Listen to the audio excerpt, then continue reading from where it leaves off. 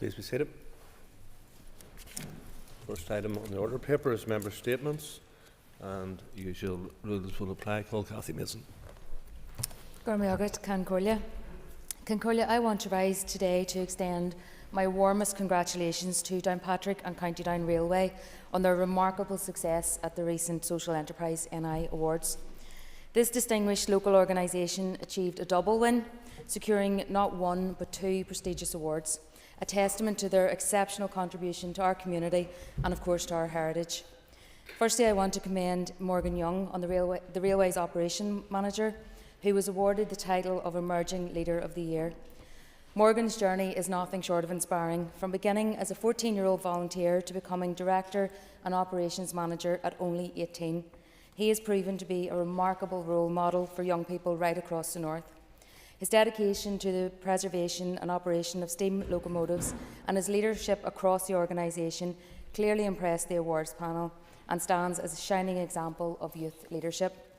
In addition, the railway itself was awarded the title of Social Enterprise of the Year.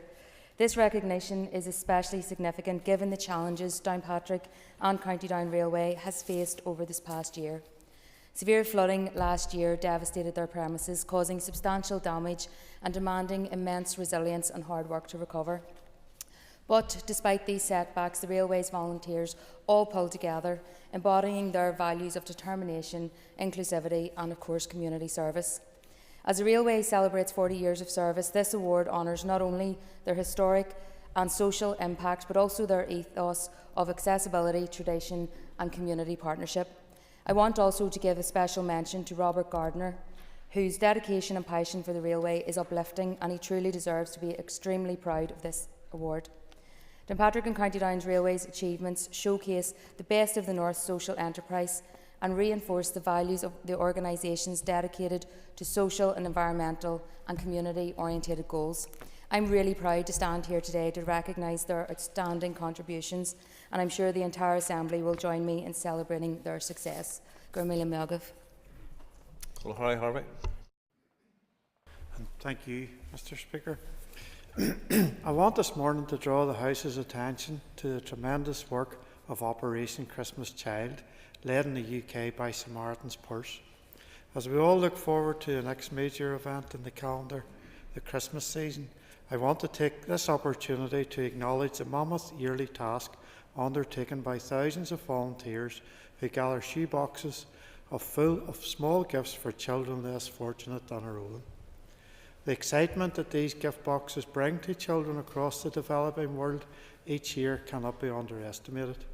The supply of everything from soft toys, puzzles, board games to more useful gifts such as toiletries and personal care items brings the joy of receiving and opening a present to hundreds of thousands of children who otherwise wouldn't get to experience the excitement that Christmas brings.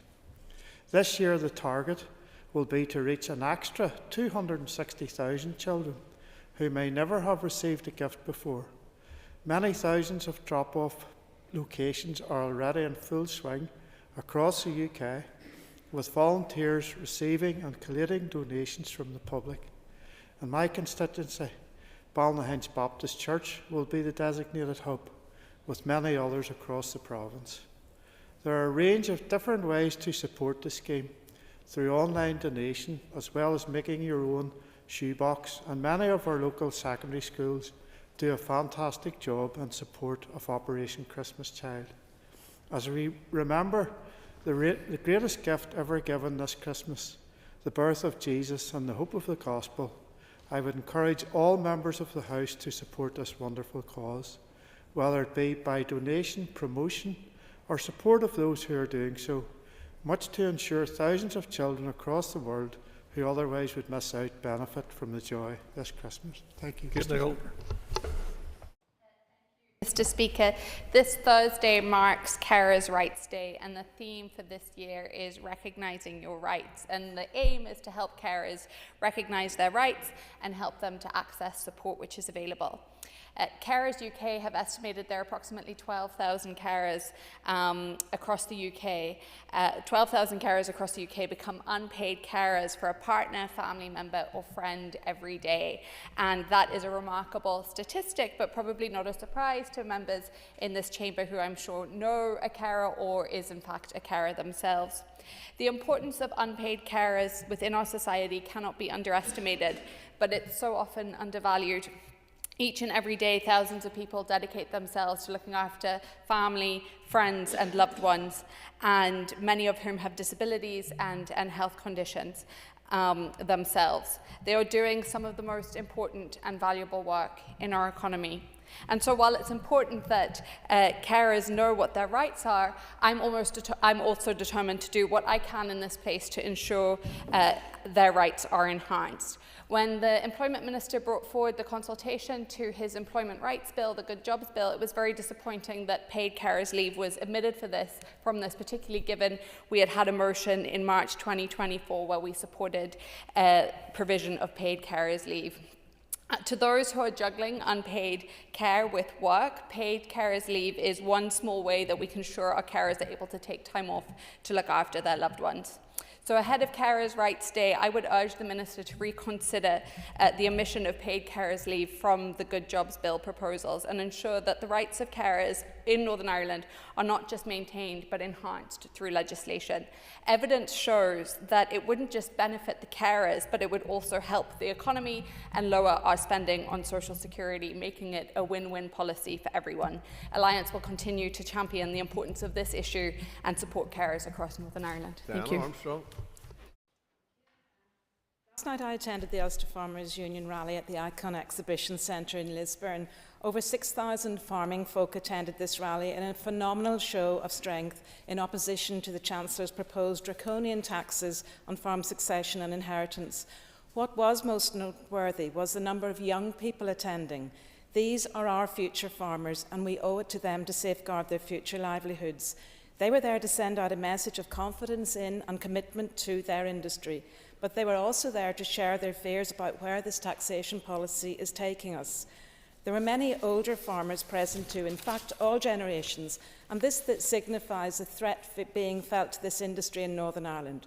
Without farmers, simply there will be no food. Without farmers, there will be no protection of the landscape. Recently, speaking to a sixth-generation farmer who hopes to see his grandchildren running the family farm, he remarked how changed the industry has become. Small family farms require many farmers to engage in off-farm employment to generate sufficient income to cover all associated costs and investments that are required to ensure farms are compliant with farm quality assured schemes, red tractor, health and safety, biosecurity, etc. The general public simply don't see this often, but it is what it takes to run a farm. Farmers feel that the agricultural property relief tax will be the final straw. Future generations will either have to sell portions of the land or take on additional borrowings with associated financial and mental well-being challenges. Is it right that we ask our young farmers to take on that burdens of inheritance tax? As someone remarked last night, when the farmer dies, the inland revenue will be at the door chasing the inheritance tax. Words that I take away from last night are anger, uncertainty, disappointment, apprehension, dread and heartbreak. We cannot allow this threat to future generations of farming. The Assembly must speak with one voice and oppose these measures and take the message to Westminster that the nation's food security relies on protecting those who work the land for this generation and the next. I applaud the young speakers at last night's rally. Their message must resonate loud and clear. No farmers, no food. This Assembly must speak with one loud voice and oppose these measures. Thank you. Colin McGrath. And I wish to speak today for the many people across my constituency of South Down and hometown of Downpatrick who have a deep-seated love for the Coyle River and are committed to ensuring that it is preserved for the future generations. Those of us that were born in the town, like myself, or those that have chosen the town as their home, will have many memories of time spent at the Coyle River, enjoying walks alongside it, or fishing for pike of unparalleled quality and size, or even enjoying the scenic views which are so identifiable with our town. A close-knit community and county town of Downpatrick has suffered in recent years as Belfast has grown and expanded outwards, and other towns have developed their homegrown tourist products. This was evidenced most clearly last year when we witnessed the horrendous floods that hit the town with such brutal and unstoppable force.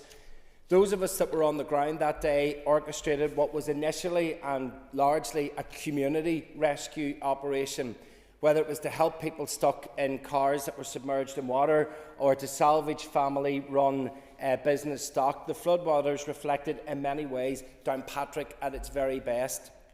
There followed many questions as to how the waters rose so quickly and what could be done in the future to prevent this from happening again. Yet what we have been treated to is a report which essentially said the town flooded because of lots of rain. We were told then in June that it will take another 8 months before a report that may indicate what needs to be done, and that in some instances they may take up to 8 to 10 years to be implemented. What state will our county town be in 2033 if we have to wait that long for things to be done? How many of our homegrown businesses will be around then? The people of Downpatrick love and know their town. They are telling us that the riverbed of the Coyle has been allowed to build up with silt and sediment, and in instances such as last autumn, the water simply had no place to go. The pipe network around the town must be inspected regularly to ensure that it is fit for purpose. These are just a few of the measures that will not cost tremendous sums of money or consultancy fees, but could help to safeguard the future of Downpatrick. We have seen how Lough Neagh has been allowed to fall to wreck and ruin. The people of Downpatrick demand of this executive, and the SDLP echo the call: do not let that happen to our River Coyle. Thank you. Alan Robinson. I want to put on record my heartiest congratulations to Bovine Residents Association in Limavady, who on Thursday were announced as an awardee of the King's Award for voluntary service. The King's Award is the highest civil award given to local volunteer groups across the UK to recognise outstanding work done in their own areas. Bovine are a group that I have worked very closely with since the days that they were based in Anderson Crescent in Limavady. When they outgrew those presents, there was a huge effort to ensure the good work that the fantastic volunteers were involved in to make life better for those around them was not lost. We secured a former housing estate of property after extensive lobbying, and the rest is history. The seeds were planted, and a huge oak tree has grown ever since. Bovine are a group who can call upon over 30 volunteers of all ages who do sterling work right across all ages, especially vulnerable groups who experience poor educational, health or social outcomes. I want to personally thank Bovine for all that they do. I want to congratulate them on this remarkable headline-grabbing success, and I want to send from this House our warmest best wishes and to encourage them to continue doing what they're doing. It has been an incredible journey from small beginnings in which they have done their community incredibly proud. We appreciate your dedication, and we're excited to see what further positive impacts you will bring to the area in which you serve so well. I am personally so very proud of all that you do and all that you have achieved, and here's to many, many more years of good work and continued success for Bovine Community Association. I'm immensely proud of Armagh CBS and Collista Katrina Ardwaka and the positive impact the Irish medium sector has had in our community. Armagh CBS currently educates 207 pupils in its Irish medium stream. In March 24, the school was granted normalisation to increase enrolment to 245 pupils starting from September 24. While this recognition of demand is welcome, we know it will fall short of what is needed in September 25 and beyond. To highlight this point, 23 pupils will leave Rangashok this year. Meanwhile, 69 nursery pupils are currently attending Irish medium nurseries across Armagh City, all of which are feeder schools for the Armagh CBS. Importantly, Armagh CBS is the only primary immersion education provider within 11-mile radius. Given these factors, enrolment will continue to grow significantly, underscoring the critical need for appropriate facilities. Currently, the Irish medium stream at Armagh CBS has only 6 classrooms. One of these is a mobile unit that has reached the end of its life. In April 24, the school submitted a minor's work proposal seeking 2 replacement mobiles under SEP. The department has proposed delivering a double mobile unit to replace the condemned mobile and provide an additional 7th classroom. Whilst this is a positive step, it falls short of addressing the real and immediate needs of the Irish medium stream. Armagh CBS currently requires 9 classrooms to accommodate its growing student population effectively. To meet this demand, it is imperative that Armagh CBS can provide suitable facilities for the Irish medium provision by September of 25. Mr Speaker, I will be writing to the Minister to urge him to act decisively to provide 9 classrooms needed to meet current and projected demand. The community of Armagh has embraced Irish medium education, and it is only right that the facilities are in place to nurture this growth.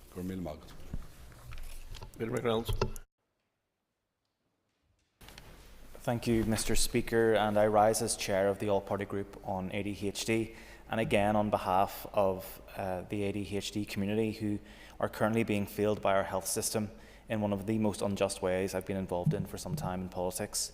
Since meeting with the constituent at the start of this year who had been told that he would have to wait for 8 to 10 years for an assessment for ADHD, which I'm now learning is likely to be a made-up figure, to be honest, because no one actually knows when he'll receive it, and submitting a petition to you, Mr Speaker, in this Assembly on behalf of thousands across Northern Ireland who are demanding long overdue action, I have been contacted by a huge volume of people who are shocked that we have no commissioned services here.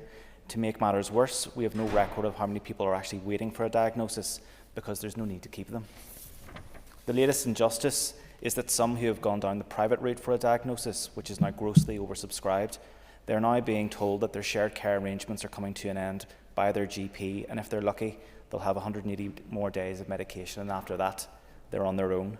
Medication which is transformative, 95% safe, and improves the quality of life of those with the condition. In recent weeks, I've sadly received emails and phone calls from people in tears, not wanting to go back to the daily struggle of ADHD without medication. As one person put it to me, the clock is now ticking and I'm in despair at the thought of not being able to obtain another shared care arrangement, and I can't afford to pay for private medication. Mr Speaker, this will create multiple inequalities, increase backlog within mental health services, and have ramifications across departments here. Medication is the first avenue of treatment under NICE guidelines, but we have some GPs now placing people into limbo and into chaos. I get the arguments, I get the need for nuance, I understand the legalities, but in my head I rationalise it this way. People with ADHD are having their care removed and their quality of life diminished. What other condition would this happen with? Across the world, ADHD is now being recognised as a major problem, and the medication is transformative. In Northern Ireland, we're having decisions made to make people struggle. I urge GPs contemplating removal of shared care arrangements to please think twice. For the Health Minister to rapidly accelerate work he told me his officials were finalising, and for him to intervene outside of this work, which could take many more years to actually bear fruit, to intervene now to help a community being pushed to the brink. Thank you. Keith Buchanan. Thank you, Mr Speaker. Last week I raised the issue of social media, its benefits and its negatives. This week I want to highlight the case of my constituent Craig Ballantyne from Cookstown, who after travelling to the United Arab Emirates for a short holiday has been detained in Dubai after posting on social media. Having spoken to Craig on Friday, I've offered him and his family support. Initially, when Craig was first detained, he was unable to contact his family. Currently he has been released from custody, but due to a travel ban he cannot leave the country and return home. Due to cybercrime laws in the United Arab Emirates, he could face a custodial sentence.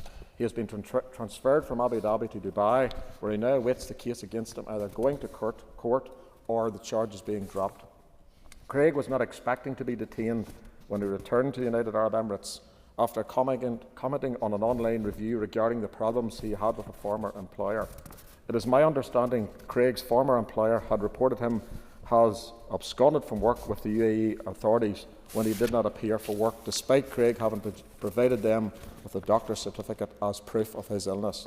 Craig has found the whole experience to be very traumatising, and his family, understandably, are also worried and stressed. I wish this issue resolves itself soon and wish Craig well. Thank you, Mr Speaker. Mr Speaker, Today marks a sad anniversary, as it is the 1,000th day since Putin's invasion of the Ukraine. That Putin and his military, his paramilitary forces and the proxies he employed from Iran, North Korea, Syria and elsewhere have been unable to defeat Ukraine is a testament to the Ukrainians' courage, their tenacity and their ability to fight the most brutal of attacks launched with a degree of ferocity not seen on this continent since the Second World War. For the Ukrainians, this has become a war of survival. If Ukraine loses, there will be no Ukraine. The fate of President Volodymyr Zelensky is such an event can only be imagined, and judging by how Putin has steadily eliminated those who stand against him, it can't be one that he's looking forward to. But this is not an abstract war, far away. As we've seen over the weekend in the Irish Sea, and by the cutting of cables in the Baltic, Russia is in conflict with us right now. The term hybrid war is one we must come to terms with and understand, as have the Ukrainians. The battle over social media, the attempts to manipulate the energy supplies, the cyber attacks, the sabotage and the deliberate heightening of tension by the use of useful idiots and fellow travellers voting against support for Ukraine in the European Parliament are just some examples of what is happening right now. We do not have to wait for Russia to attack. In many ways, it is doing it right now. Freeloading on defence, like our southern neighbours, is beyond scandalous. We need to be building up our defences and reinforcing our critical infrastructure as this war continues. A war that extends far beyond the Crimea, the Donbass, skies over Kiev and beyond. Defence and security are never cheap, but not investing in defence is the surest way to disaster. Spending 3% of our GDP on defence now is a lot better than having to spend 50% of it in a major war. Equally, to paraphrase that great European statesman, give us the tools and we will finish the job. We should give Ukraine the weapons it needs, and more importantly, the authority to use them, to make sure this horrible war in the Ukraine doesn't last another 1,000 days. Maybe you can all join me in saying, Slava Ukrainia! Cheryl Brunley. Speaker, I rise today to mark Diabetes Awareness Day, which took place last Thursday, and to reflect on the ongoing challenges faced by individuals and families impacted by diabetes. This was particularly personal for me, as my wee son Lyle was diagnosed with type 1 diabetes this time last year at only 3 years old. Lyle's journey into this new world began with signs we didn't recognise as diabetes. We'd no family history, no knowledge, and he was only 3. It is critical to look out for the extreme thirst, frequent pain, fatigue and weight loss, the 4 main signs of diabetes. When we got to the Royal, he was in a diabetic ketosis, a life-threatening condition. However, thanks to the excellent care of the medical team, within just 10 days, we left the hospital equipped with the knowledge and the confidence to manage this complex condition. Part of this year's campaign aims to address the stigma around diabetes, highlighting the voices of the diabetes community to open up conversations around the impact and the stigma and start changing the mindset. Nobody sees it. It's in the middle of the night with jelly babies to treat a hypo. It's the stress of doing your weekly food shop. The raised eyebrows when your diabetes technology beeps in the office. Or the questions, should you be eating that, or did you eat too many sweeties? Diabetes is a complex condition, and oversimplifying it simply means to live with diabetes, why it develops, and it can contribute to the harmful stigma. Research found that over 50% of people living with diabetes miss healthcare appointments, and 80% have received negative attitudes because of their diabetes. While it is manageable, it brings a constant pressure. It's a roller coaster of highs and lows as we strive to maintain blood sugar levels within a safe range. Modern technology, such as insulin pumps and continuous glucose monitors, offer remarkable support, but the daily effort is unrelenting and the fear of complications never fully subsides. Here in Northern Ireland, we must do more to improve the lives of those living with this condition. This includes better education around the early signs and symptoms of diabetes so others don't face this frightening experience. It also means ensuring access to the latest technology and resources and tackling the stigma and supporting organisations like Diabetes NI, which do incredible work for our communities. Thank you. Timothy Gosson. Mr. Speaker, and I start by quoting a song. A woman's place is not at home. The fight for freedom still goes on. I took up my gun until Freedom's Day. I pledged to fight for the IRA. The words of a song written by Patricia McBride, a member of the Northern Ireland Judicial Appointments Commission. Her views are hardly a secret. The appointment of Miss McBride as a Victims Commissioner in 2008 caused outrage when, in her official biography, she described her brother as an IRA volunteer killed on active service. 10 years later, on the 23rd of October 2018, Miss McBride referenced to the 10 victims of the Shingle bomb, claiming that the bomber, Thomas Begley, was a victim in the same way as the people he bombed. Yet in spite of all that, the Deputy First Minister thought it appropriate to sign off on her appointment as a member of the Judicial Appointments Commission. What a shameful betrayal of innocent victims. The assertion of Emma Little-Pengelly on social media that political opinion cannot be a reason to refuse to approve the appointment is a fundamental misunderstanding of the law.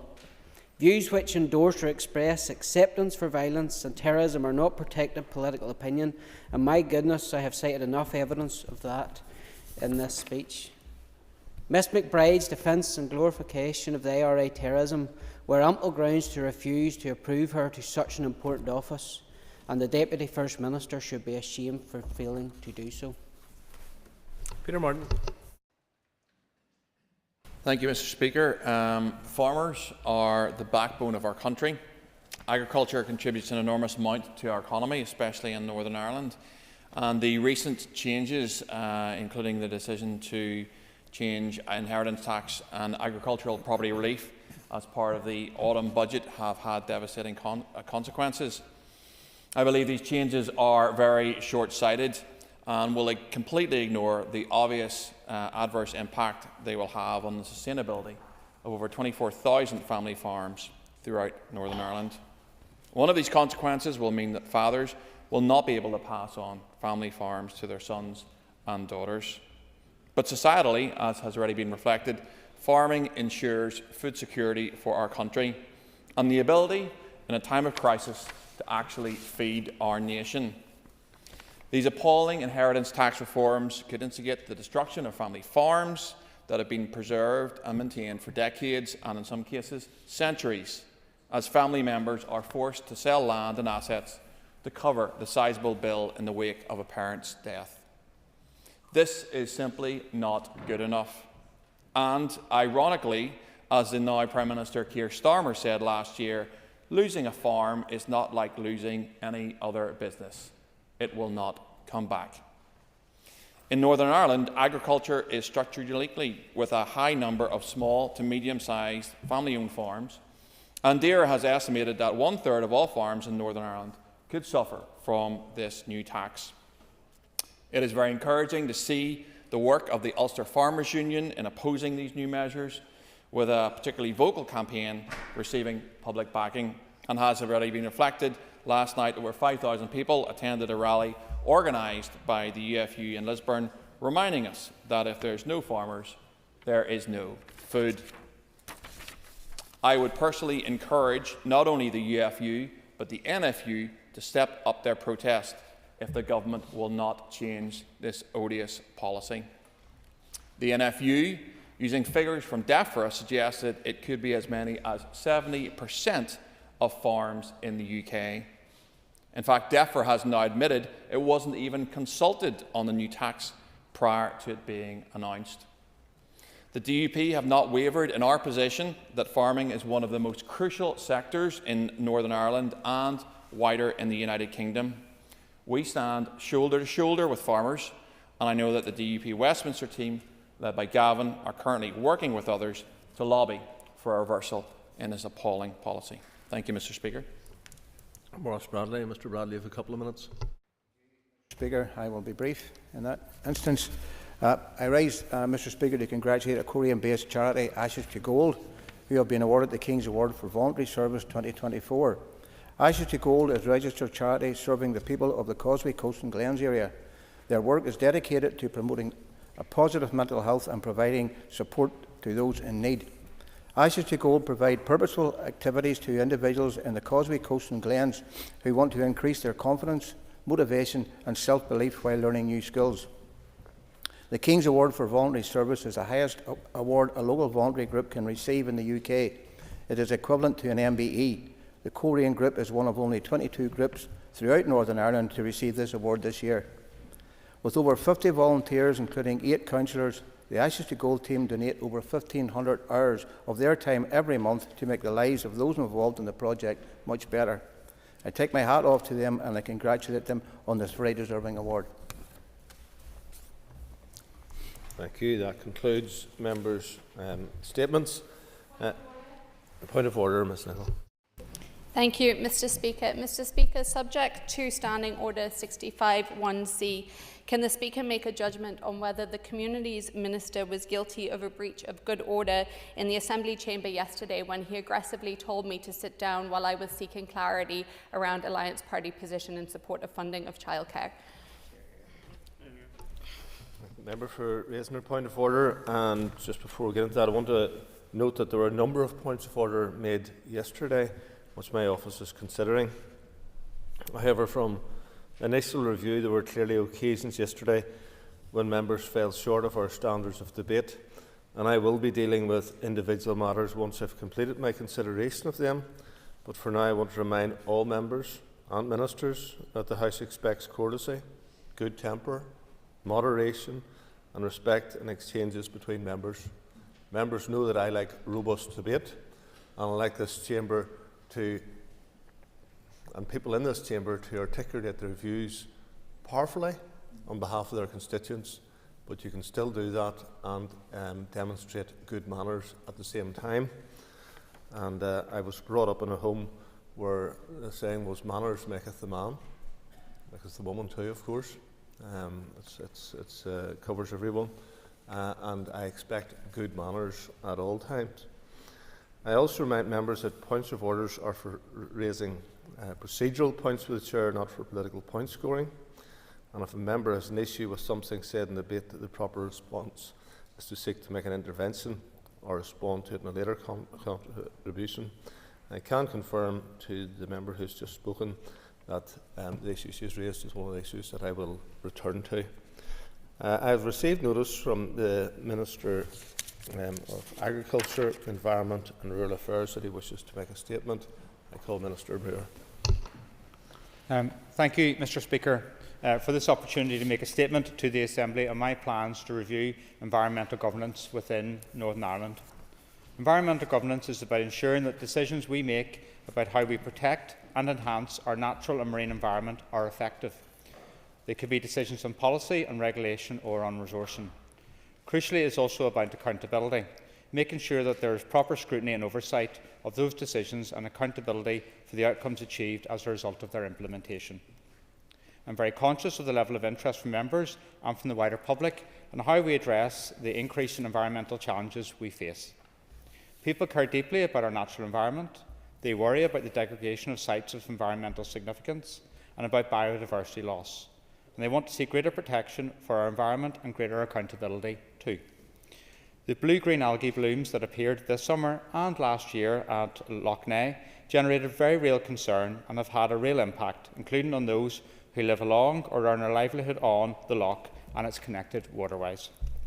They have also been a wake-up call for us all, a realisation that, for generations, we have not been good custodians of our environment, and a realisation that this needs to change. The environmental challenges we face are complex and cannot be addressed in isolation by any one organisation.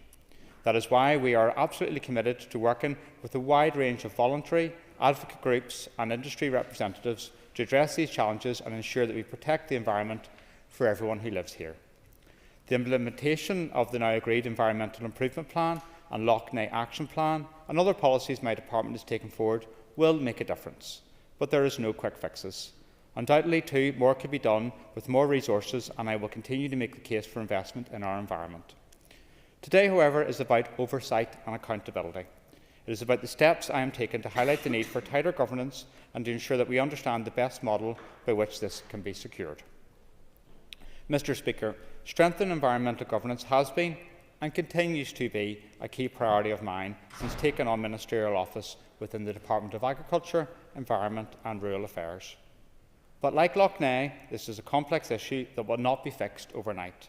Optimal structures and processes need to be in place to enable positive environmental outcomes to be achieved. Prior to the UK leaving the EU, the majority of environmental policy development and implementation within DERA was linked to transposing a wide range of EU directives into domestic legislation. The Environment Act 2021 brought in a range of environmental measures, including a new legal framework for environmental governance and accountability. These include the Office of Environmental Protection functioning here, preparing and publishing a statement of environmental principles, and the obligation to produce an environmental improvement plan. Any proposals to improve environmental governance therefore need to be set in the context of this changed regulatory landscape. I will say a little shortly about the component parts of the current landscape, but first I want to say something about the Northern Ireland Environment Agency, otherwise known as NEEA. NEEA is an agency of my department. It has its own Chief Executive and Accounting Officer and has operational flexibility to operate within the legislative and policy parameters that exist, but is certainly not independent. In fact, it has no separate legislative basis, and the powers and functions it carries are carried in the name of the department. That is a reality and not a criticism, and it is really important that I make it clear that the many calls for a different environmental governance regime, and indeed my own desire to see one, are absolutely no reflection of the dedication and commitment I see every day in the staff of NEEA. These are public servants who continue to work tirelessly to protect and enhance our natural environment, whilst regulating the activities that can adversely affect it. NEEA staff are firmly at the front line of many current high-profile environmental issues, working to address the ongoing threats to nature and water quality from a range of factors, including climate change, pollution of our freshwater environment, and the continued decline of our biodiversity. Their jobs are demanding, often challenging, and frequently involve working out of hours and in difficult and sometimes dangerous situations.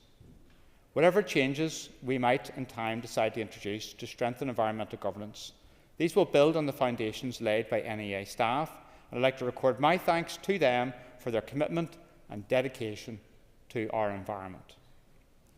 Turning to the Office of Environmental Protection. From 2022, we have also seen the extension of the role of the Office of Environmental Protection, the OEP, to have another acronym, to include Northern Ireland. As members will know, the OEP provides an environmental oversight function previously undertaken by the European Commission and is tasked with holding government to account for the proper implementation of environmental law, and they have issued a number of reports recently to do exactly that, including one just today. However, it is important to recognise that taking action against individuals or private businesses remains the responsibility of NEA and other enforcement agencies. Turning to the Northern Ireland Climate Commissioner. Section 50 of the Climate Change Act Northern Ireland 2022 requires the Executive Office to establish an independent office to be known as the Northern Ireland Climate Commissioner. The functions of the Commissioner are to oversee and report on the operations of the Act. When the Commissioner's office is established, we will need to work with it to understand the governance role it might play in our environment and how it will interact with the work of the OEP. In terms of the background to an independent environmental protection agency, the environmental governance landscape is already complex, and there are a range of options available as to how it could be improved. This could include the creation of an independent environmental protection agency. Mr. Speaker, members will be aware that of a number of reviews that have been carried out in the past on the need for an independent environmental protection agency. The most recent of these was a 2015 consultation led by the Department of the Environment, which sought views from the public and also from organisations. The overall response rate of 37 to the 2015 consultation was relatively low. However, 26, which is 70%, of respondents were in favour of an independent agency being created.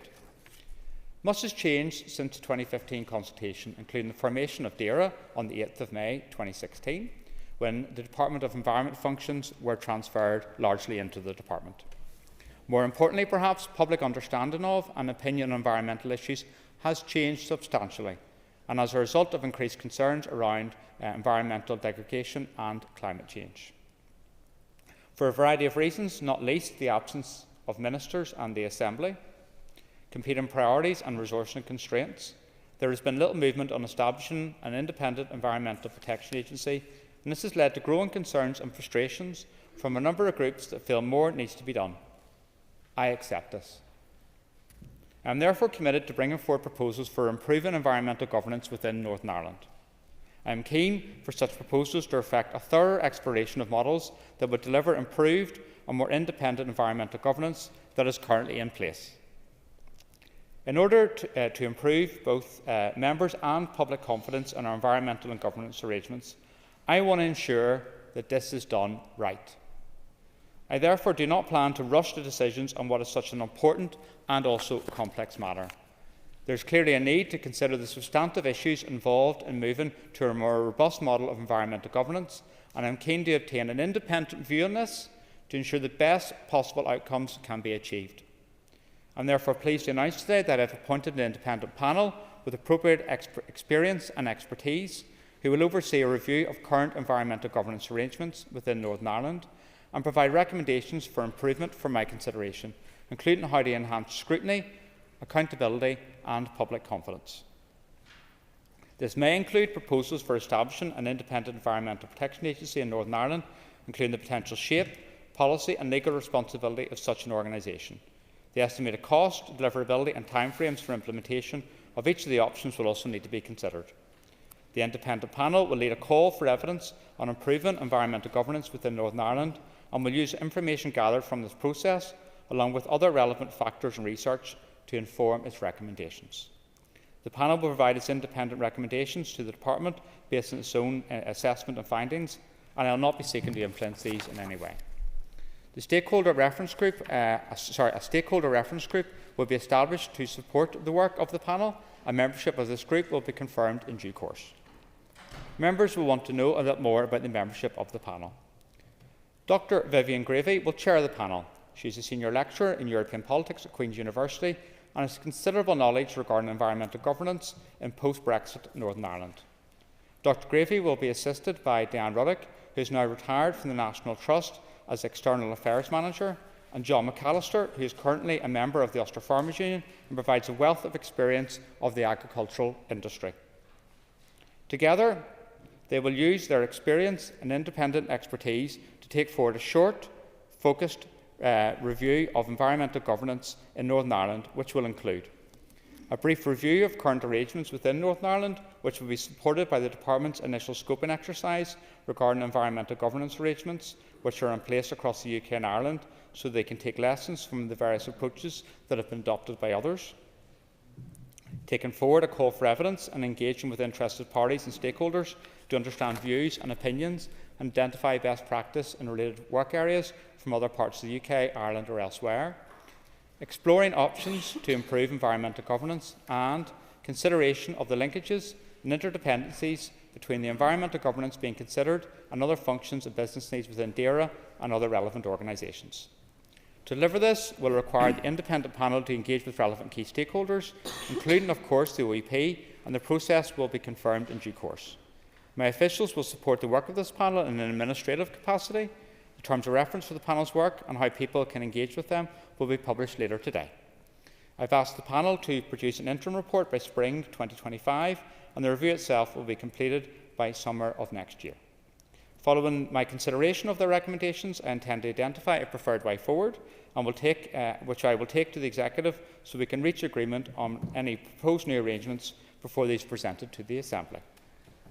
I am taking forward this mindful of the commitment contained within New Decade, New Approach, that, and to quote, the Executive should bring forward a Climate Change Act to give environmental targets a strong legal underpinning. The Executive will establish an independent environmental protection agency to oversee this work and ensure targets are met. In closing, as I have said many times, Mr. Speaker, There is no quick fixes to the significant environmental challenges we face today, and environmental governance is no different.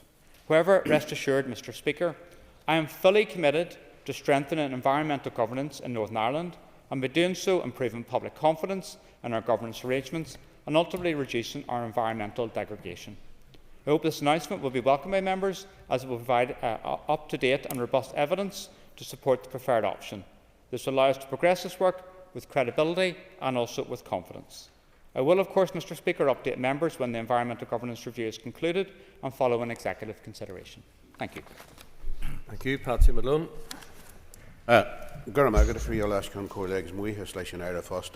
Minister, this issue, and in particularly that around environmental improvement protection and an agency to do so, has been talked to death in this Assembly. It has been committed by, indeed, your own party and my party to this. And I'm a bit puzzled by paragraph 30, where in regard to the panel it says this may include proposals for establishing an independent environmental protection agency in Northern Ireland. Is that a mistake, or is that a commitment to a will, a shall, a but, or a maybe? Thank the member for his question. I believe in an independent environmental protection agency, and I've been on the record in relation to this. What this is about is a genuine attempt to take this forward in terms of improving environmental governance in Northern Ireland. And I'm setting up an independent panel so we can look at how we can improve environmental governance. And I'm open to what they're going to come back in terms of their recommendations. What may be considered and when they come back with is in terms of recommendation for an independent environmental protection agency. I would be surprised if they didn't, but let's be clear that this is a genuine attempt to move this forward, and once that report comes back I will give that due consideration and come swiftly to the Executive and then the Assembly in relation to that. Robbie Butler. The Minister's announcement. Indeed, I think it is very much in keeping with the Ulster Unionist proposal of about 6 months ago, when my predecessor, Tom Elliott, whilst in support of the creation, did ask for an estimation in terms of the governance. So I do appreciate that. You talked about the stakeholder group, Minister. Can you assure us that underrepresented groups that have previously been neglected in government policy, such as the disabled and children and young people, will be established and consulted in regard to the panel of membership?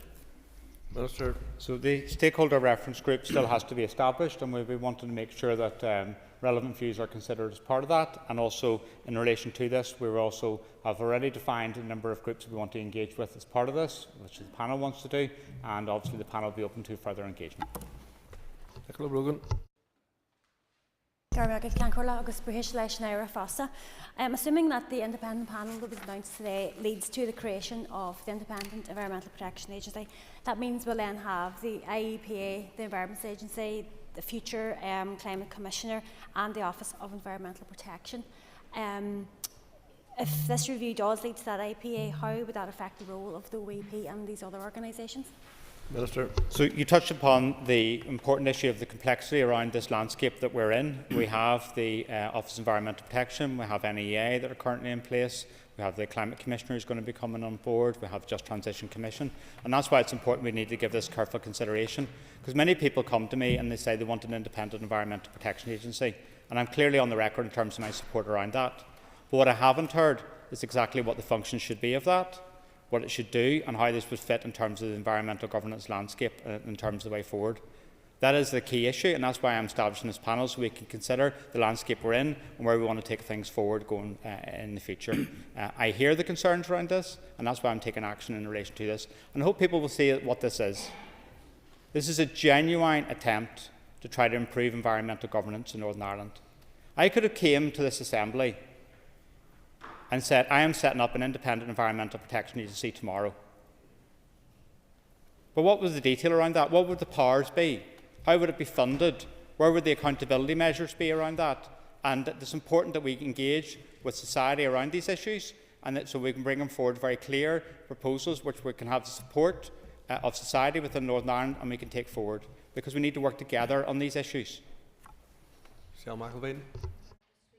Whether it's an NIA or an independent environment agency, it's imperative that a body needs to be appropriately funded and staffed. And can I ask the Minister if the panel will be looking at the performance of NIA in the correct context recognising the issue of underfunding? And could I also ask him what process was undertaken to identify and appoint the panel?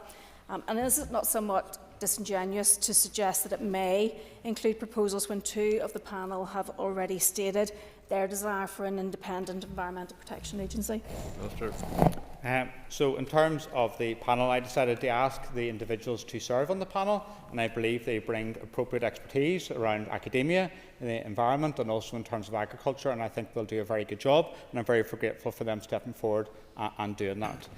NEA is a part of my department, and I'm very proud of the work that they do.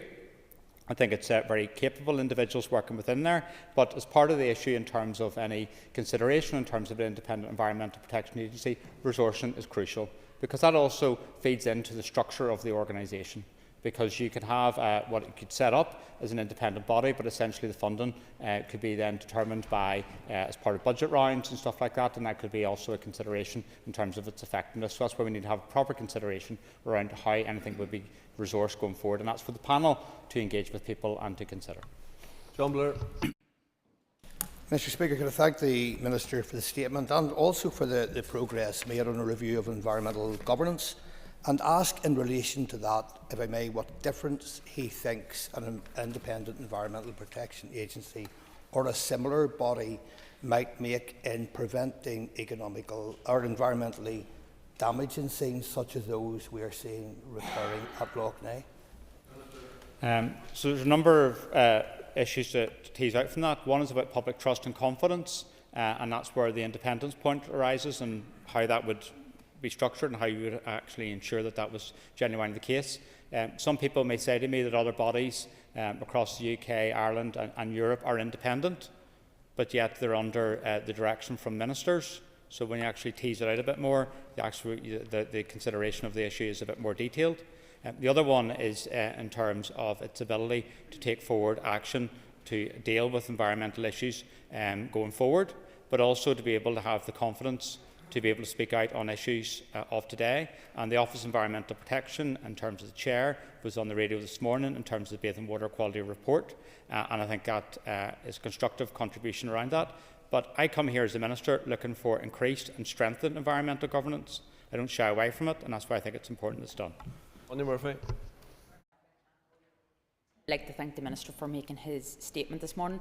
Minister, can you explain how the members of the independent panel were chosen and what exactly the processes were around appointments or the applications? Minister. So in considering members for the panel, we had to look at the different expertise that were required. This wasn't a public appointment process because this is a very short, focused piece of work which requires expertise around this, and these are people that I appointed, and I believe they'll do an excellent job. Murray. To ask the Minister, how does the regularity regime in place for Northern Ireland Water since its foundation in 2007 fit as part of this review? Minister. So that's something I'm taking forward separately, because you can walk and chew gum at the same time, and that's something that I've asked officials to review the Statement of Regulatory Principles and Intent, which has been the arrangements in place for NI Water since 2007 when they were founded. I've been on the record that I don't believe it's fit for purpose, and we need to call time and sortie, and I want to move the situation where any water are treated in terms of a regulatory context like any other polluter in Northern Ireland, and that's something I'm working on as well. Minister, welcome the statement, particularly scrutiny, accountability and public confidence, given issues you and I have discussed in my constituency. Can you assure us, Minister, that the new arrangements will ensure that communities can access those helplines as and when they are needed, and a robust and timely response will be available to them? So the member touches upon the importance of why we're setting up the panel, and that's why I'm taking the approach around this, so that the public can engage with the panel going forward and they can get their views heard, because this is what I'm absolutely keen to do, and that this is a genuine attempt to ensure that people's issues and desires for improved environmental governance can shape the way forward in relation to this. So I'm genuinely committed to doing this, and this is a real attempt for me to try to move this forward. Minister, paragraphs 13 to 15 reference the NIEA, and obviously without preempting the outcome of the inquiry you're setting up, how would the Minister envisage that NIEA would interface or sit alongside the new proposed independent EPA? So this would be for the panel to come back with recommendations, and for those that know, there's various functions that NEA perform. I'm very conscious, and have set it out within my statement, my thanks to the officials of the NEA and the good work that they do. I'm very, very grateful for that and doing an excellent job, but we need to consider what any future arrangements would involve and how that would interface with NEA, and that's something that will be teased out by the panel over the time ahead. I'm not going to prescribe exactly what I feel that in terms of how NEA should perform, because there's other functions beyond NEA that we would want to consider in terms of environmental governance in Northern Ireland. Trevor Clark. Speaker, and can I thank the Minister thus far. In your statement, clearly you commend the work of the NIA, but however, is this not a duplication by bringing in an independent agency? Is this not increasing bureaucracy? And were you listening to the farmers last night and their views of your environmental statistics so far? Minister. So it's not, and it's a genuine attempt to ensure that there isn't duplication and we consider a better way forward. And I am listening to people, and I get the concerns in terms of environmental issues in Northern Ireland. And farmers are the custodians of our countryside and are doing an excellent job. And many, many examples across Northern Ireland. We all know we need to do better, and that's what this is about today. It's about trying to do things together. And I think we could do well to listen a bit more in Northern Ireland, and this is what the attempt is to do it as part of this. Samuel Hold. Speaker, and thank you, Minister. You are, like myself, a champion hopefully for young people's voices, and I'm just wondering how this panel will engage with young people, and who else do you envision the panel engaging with? Sure. So the list of organisations the panel will engage with will include youth groups within Northern Ireland, including, for example, Northern Ireland Youth Forum and also the Young Farmers Clubs of Ulster. And I think it's important the young people's voices are heard in relation to this, and that's what we'll be doing over the time ahead by the panel. Thank you. Minister, I'm startled by this statement today. In the last 20 years, we have had 4, I think, reviews of environmental governance, and in that time we've seen Europe's worst environmental crime at Maboy. We've also seen one of the most startling examples of environmental degradation at Lough Neagh. Your party's manifesto in 2022 said that it would set up an independent environmental protection agency. It didn't say you would consult, you would ask a panel on whether to set up an environmental protection agency. It said you would.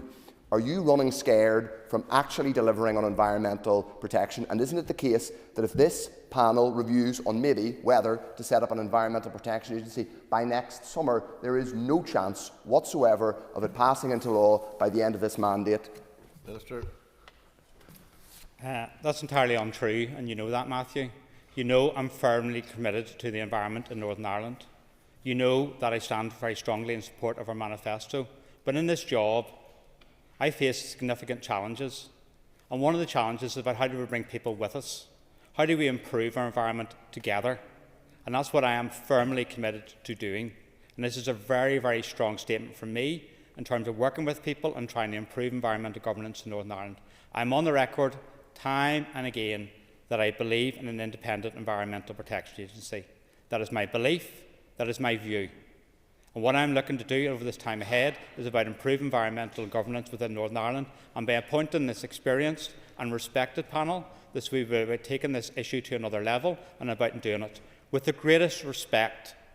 The SDLP reviewed this previously and it went nowhere. I'm trying to take this somewhere. Peter McReynolds. And his commitment to the environment. Minister, what impact will improved environmental governance have on tackling illegal dumping and fly tipping? Minister. So one of the key issues around this is how we work together, particularly within central government and local government, to address those issues. And it's absolutely key that we look at this, and that's where this next step in terms of environmental governance will give us the opportunity to do that. Because you're looking for previous reviews, there is a need for collaboration on these issues, and hopefully this will provide us a way forward so we can have an improved way of dealing with the issues you've outlined. Mark Durgan. Thank you, Mr. Speaker, and I thank the Minister for another marathon statement, although sadly it seems like we're running round in circles here a wee bit. The Minister is aware I'm working on a private members bill, part of which includes the establishment of an independent environment agency.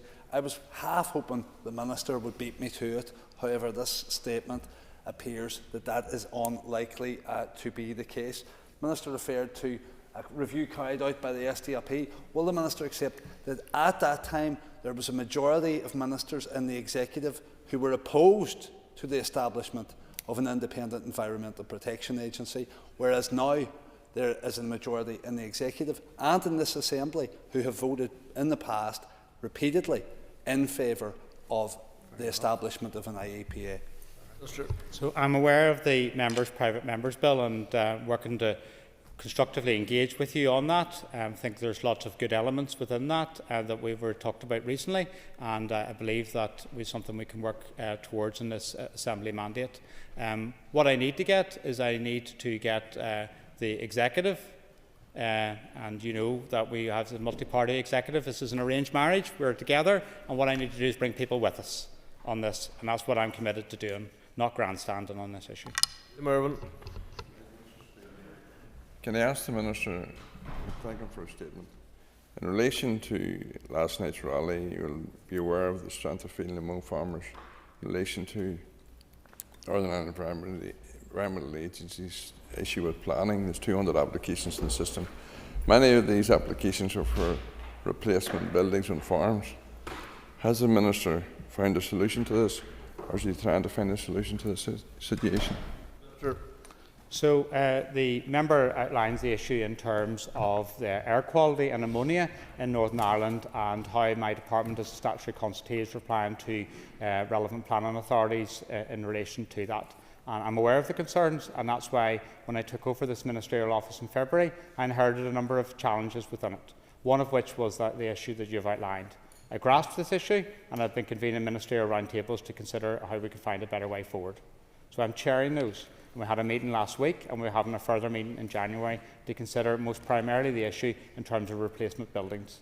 I'm committed to finding a better way forward for this, because it's not working for our environment nor for farmers in Northern Ireland, and I'm determined so we can chart a better course in terms of how we tackle these issues. No doubt they'll probably be urged much further today in terms of some of the motions we have within the Chamber, but we need to find a way forward in this, and we also need to be conscious of the legal framework we are in, and also the Office of Environmental Protection report, which was recently published as well. Justin McNulty. Minister, thank you for your statement. Minister, you called attention to the new decade, new approach commitment to the Executive establishing an independent environmental protection agency, but you also then seem to recoil from that position in your statement as well, mixed messages. What if the independent panel cannot reach an agreed position on the establishment of an independent EPA? What then? Minister. So ultimately this sits with myself in terms of any decisions I will bring to the Executive and then furthermore to the Assembly in relation to this. So whilst I'm commissioning this process to try to move this forward, this is something that will come back to me, and it's for me to determine a way forward. You're aware of the wording within the new decade, new approach commitment, and it's in terms of climate change legislation, which I'm also seeking to progress. There's no mixed messaging from me on this. I am very, very clear that I believe in stronger environmental governance. I also believe in the Independent Environmental Protection Agency. But what more? I'm determined to do something constructive about it. Timothy Gaston. Mr. Speaker. Minister, in a previous answer to myself, you advised the House that 24% of excess phosphorus entering the water environment in Northern Ireland is from wastewater treatment works. Yet your statement doesn't even mention the Department of Infrastructure or Northern Ireland Water. After your experience last night, Minister, why haven't you learned that as Minister for Agriculture you shouldn't be afraid to speak up for farmers and point the finger at the ministerial colleagues who are contributing to the environmental problems? Minister. Minister of Agriculture, Environment and Rural Affairs, and I'm focused on the entire remit of my department. I have consistently been on the record in terms of the arrangements with Northern Ireland Water, which are known as SORPI, and it puts Northern Ireland Water in a separate regulatory regime compared to others. I've made clear they need to call time on it. I don't believe it's fit for purpose, and I've asked officials to review it. I don't believe it's acceptable that any water are treated differently as a polluter compared to everyone else, and I'm working to address it. Broskin. Thank you, Mr. Speaker, and I thank the Minister for his answers so far. He will know that Northern Ireland Water has special dispensation, and in fact we don't actually know the full scale of the pollution because what we do know is that 40% of storm overflows are already failing the standard, and indeed 1,000 to 200 overflows are still to be assessed. Can he detail exactly when we will see details in relation to what his department are going to do around Sorpe? Time is ticking in relation to this. It is a really important issue. Farmers are not always to blame, and it's important we deal with the problems in our own government in relation to this. So I have tasked officials to review Sorpe, and I understand that will be concluded by the end of this year, and that's something that I will take forward. I'll be looking for the support of members in this House. If I want to move to remove the separate regulatory regime for Northern Ireland Water, I need support from people in relation to this Assembly for me to be able to do that.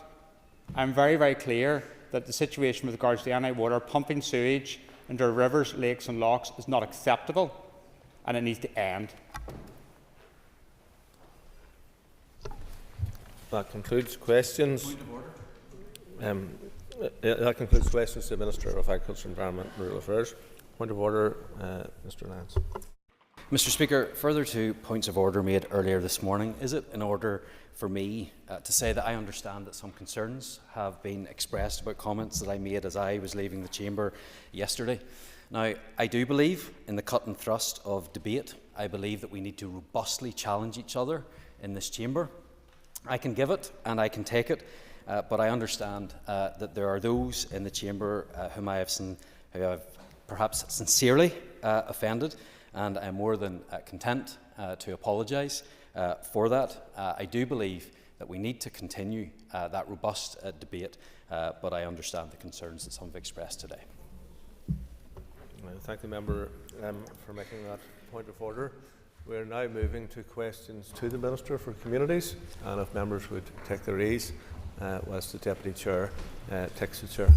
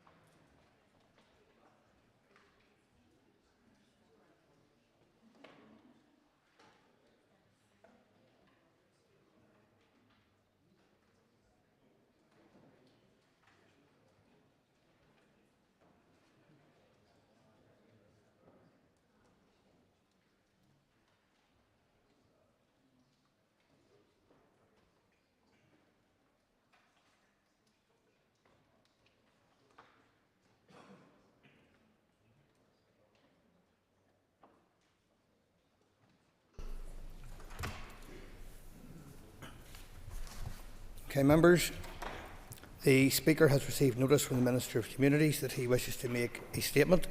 Before I call the Minister, to remind members again that questions must be concise. This is not an opportunity for debate or long introductions. Minister. Mr. Deputy Speaker, I wish to make a statement to update the Assembly regarding winter fuel payments in Northern Ireland. Being in government is about making choices. Sometimes we have to take difficult decisions in the best interests of the people we serve.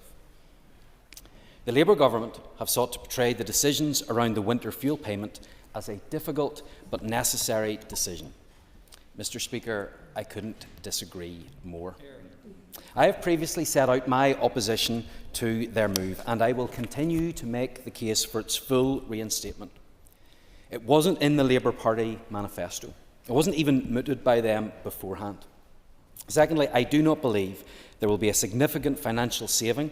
And finally, but most importantly, I believe that it will be detrimental to the health and well-being of many of our people, especially those who just fall short of qualifying for pension credit.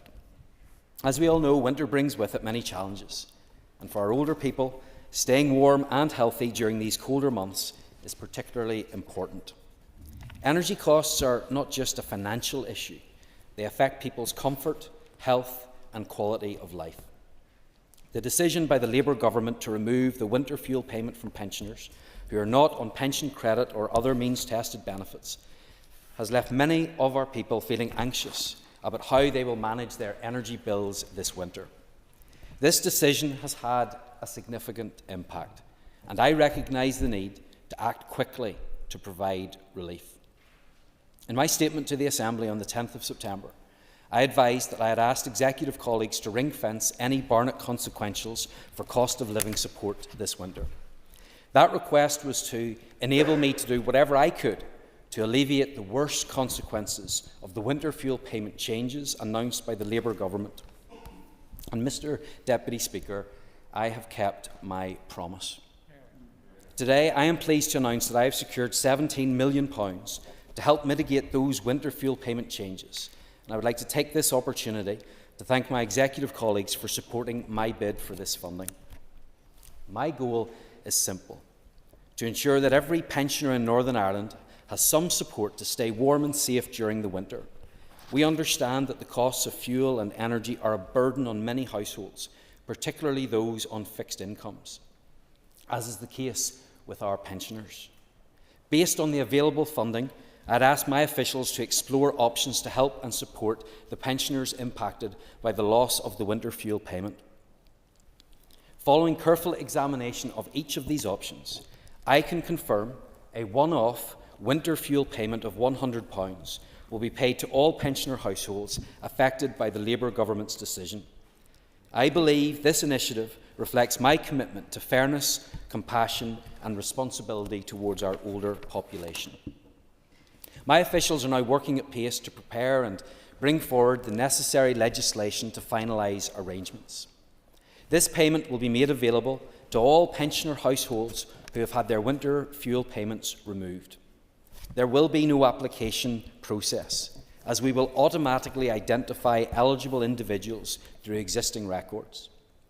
This approach will ensure a smooth and efficient distribution of payments without the additional burden of application forms or red tape.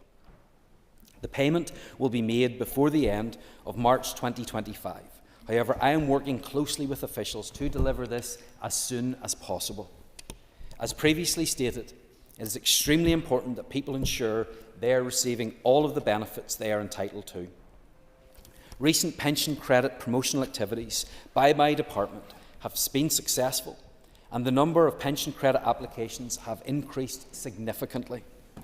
During the period August to October 24, there were 3,026 pension credit applications received. This is an increase of around 56% compared to the number of applications received in the corresponding period last year, during which there were 1,941 applications for pension credit. Furthermore, last week I announced an uptake in additional benefits of £62 million in 23-24 through my department's Make the Call service, 21 million of which went to pensioners. This free and confidential service puts people in touch with support that they may be entitled to but have not been claiming. Pension credit in particular can provide access to a range of other supports and benefits, which can be a lifeline for our older generations. I want to ensure that all available support and entitlements go directly to those who need them, so I would encourage everyone to make the call. Mr Deputy Speaker, there is also good progress being made on the fuel poverty strategy, which has the vision of a warm, healthy home for everyone, and I look forward to launching the consultation in the next number of weeks. The actions from this strategy will eventually deliver future benefits for the people of Northern Ireland, but we are all acutely aware of the energy well-being needs of today. That's why, Mr Deputy Speaker, I hope that this additional support will be welcomed by those pensioner households affected by Labour's decision. I have heard the stories from those who are worried about what this cut will have meant for them. And although I may not be in a position to fully reinstate that which has been removed, I pledge to this House that I would do what I can to help, and that is what I have done today. I hope this announcement brings some comfort to those who were most affected, and I commend this statement to the House. Thank you, Minister, for your statement. I call Daniel McCrossan. Minister, March 2025 really helps no one today. You know fully the struggles that people are facing. £100 today buys 150 litres of heating oil. That really does not go far enough to help those struggling, Minister. But can you provide some clarification to this House as to whether this is per household or per pensioner? Minister. Well, first of all, if he'd listened to my statement, he would have heard that this is for pensioner households. You know, all we get is criticism from the opposition, not the constructive opposition that we were promised, but just negativity. The Labour government, of which he is a sister party, had removed in its entirety 80% of the funding that was available for winter fuel. 80% of pensioners were going to lose out because of the decision of the Labour government. I stood here and I said that I would do what I could with what I had. So I bid for the funding, I secured the funding, and I'm getting that funding out to people across Northern Ireland. I have been clear, it is not what I would like. I would like it fully reinstated. I would like it all to be back in place, but I'm doing what I can. I'd be very interested to hear, if Mr McCrossan was in my position, what it is that he would have done differently, because I believe we have put the best that we can in place to provide some comfort to those who are in need. He shakes his head. I'd love to hear his alternative, but of course he doesn't have one. Colin Gildernew. And Minister, very much welcome the statement this morning, which confirms that 17 million will be allocated to all those households who lost their winter fuel payment. The decision of the Labour government to remove this vital payment from so many pensioners was cruel, it was callous, and they should reverse it immediately. Minister, the payment, whilst welcome, is only a one-off and does not fully replace the payment which was taken away by the British government. Will you bid for any further funding which may become available in order to top up this scheme, and how will you ensure that pensioners are protected in the longer term? Sure.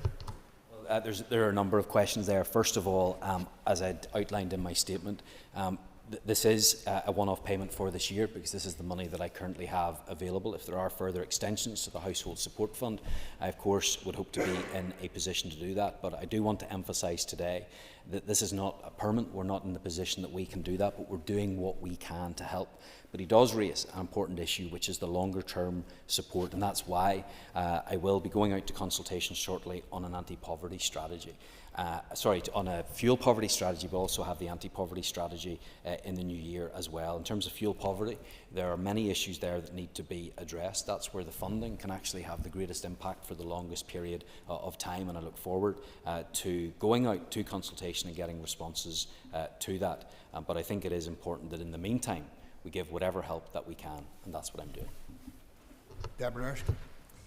Thank you, Mr Deputy Speaker, and I thank the Minister for his statement today, because it will be really, really welcome in my constituency of Fermanagh and South Tyrone. The Minister has put in place extra help for debt services. He's put in place now this help for pensioners in relation to support for fuel. Can the Minister clarify to me, did any other party come forward with a concrete plan to him, rather than just say that it needs to be fully restored for constituents? And could he give a breakdown to me of exactly what this will mean for constituencies right across Northern Ireland? Sure. Well, I'm tempted to say that if the member thinks that the opposition or other parties will come forward with alternative proposals, that perhaps she's being a little bit naive, because she will be aware that lots of people like to sit at other side of the chamber and pontificate about what they would like to see, but they have no concrete plan for delivering it and no idea of where this would come from. So this will be of assistance to almost 250,000 pensioners. Those are people that live in households that would otherwise have lost out, and this is not everything that we would like to be able to be in a position to give, but it is some help that is available for them. Sean Mulholland.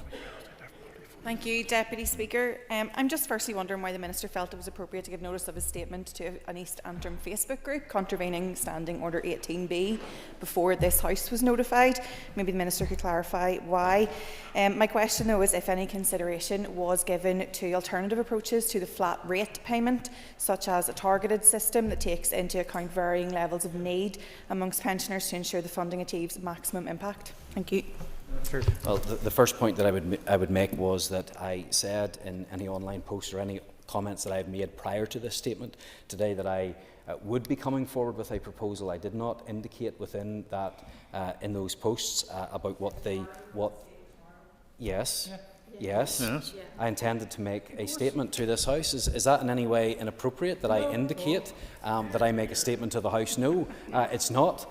In fact, I know that is not the case because I spoke directly with the Speaker. I told him that I was intending to make a statement, and I asked him, did he have an issue with me publicising the fact that I'm going to make a statement to make people aware, and he said no. Well, she's shaking her head. I did speak to the Speaker, and I did get that assurance, but she's still shaking her head. Maybe she's had conversations with the Speaker that I know nothing about. I did not give any of the details of the information that was in this statement today about the fact that there will be an extra £100 going to households that didn't previously have it. The reason why this is a flat rate and going to all pensioners is because we have limited tools at our disposal as to how we can allocate this funding within Northern Ireland. We are using the existing DWP systems that are in place that we've got permission to use for this year. And I think that is right and appropriate that we do this as quickly as possible. I did not want to start to get us in a position where we had an application process where people had to fill out forms, where our older people either had to go online or get someone to help them. We would then need to use many man-hours to deliver this payment by using the time of officials within the department. I wanted this to go out as simply and as straightforward as possible, and that is why we have done what we have done today. Andy Allen. Deputy Speaker, and can I join with colleagues in welcoming this positive announcement from the Minister, and I do recognise the action, and I think I have and my party have engaged with him positively on these measures and others, and I'm sure he'll recognise that. The Minister's highlighted the increased uptake in applications to pension credit. Can he perhaps provide more information as to the number of those that will result in a positive award, how many will fall within backdating, and how this policy aligns with his ambition of the fuel poverty strategy? Yes, well, there are additional applications that have been made for pension credit. Obviously, those need to go through the system, and it will be a little bit of time before we will have the information about the number of people that were successful. Of course, those who are entitled to pension credit will not only see the full restoration of this, but also they will also have the ability to avail of many other benefits that are there as well. In regards to the fuel poverty strategy, the objective is that strategy is to make sure that everyone lives in a warm home. This certainly aligns to that strategy that I hope will be put in place after consultation, because it ensures that people have more resource in order to specifically pay for the fuel needs that they have. Ferguson. Speaker, I too very much welcome the Minister's announcement today of the £17 million and the one-off want-to-fuel payment of £100 to all pensioners who were affected. But, Minister, do you plan to address any potential gaps in support for pensioners who may not have met the eligibility criteria, will receive £100 but will still be struggling? So is there any slippage within that £17 million can be set aside for those? Thank you. Well, we expect the full £17 million to be used for the winter fuel payment for those that will lose out. But again, can I take this opportunity to encourage people to use the Make the Call service? We have had a fantastic response to that. Millions and millions of pounds of additional benefit are being delivered to people right across Northern Ireland, simply because people are now applying for and getting the benefits that they are entitled to. And I would encourage, in the first instance, the member and others to get people to use that service. Jonathan Buckley.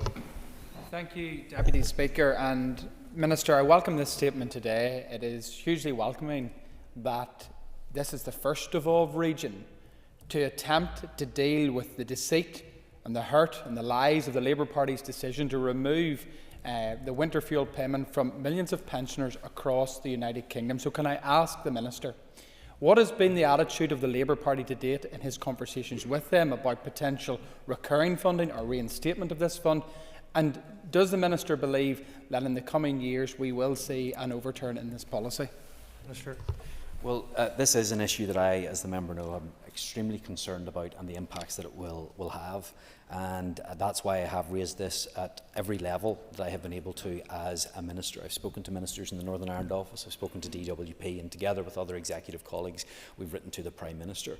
I have to say, I would characterise the response as disappointing. Disappointing because they don't seem to understand the plight of older people here in Northern Ireland.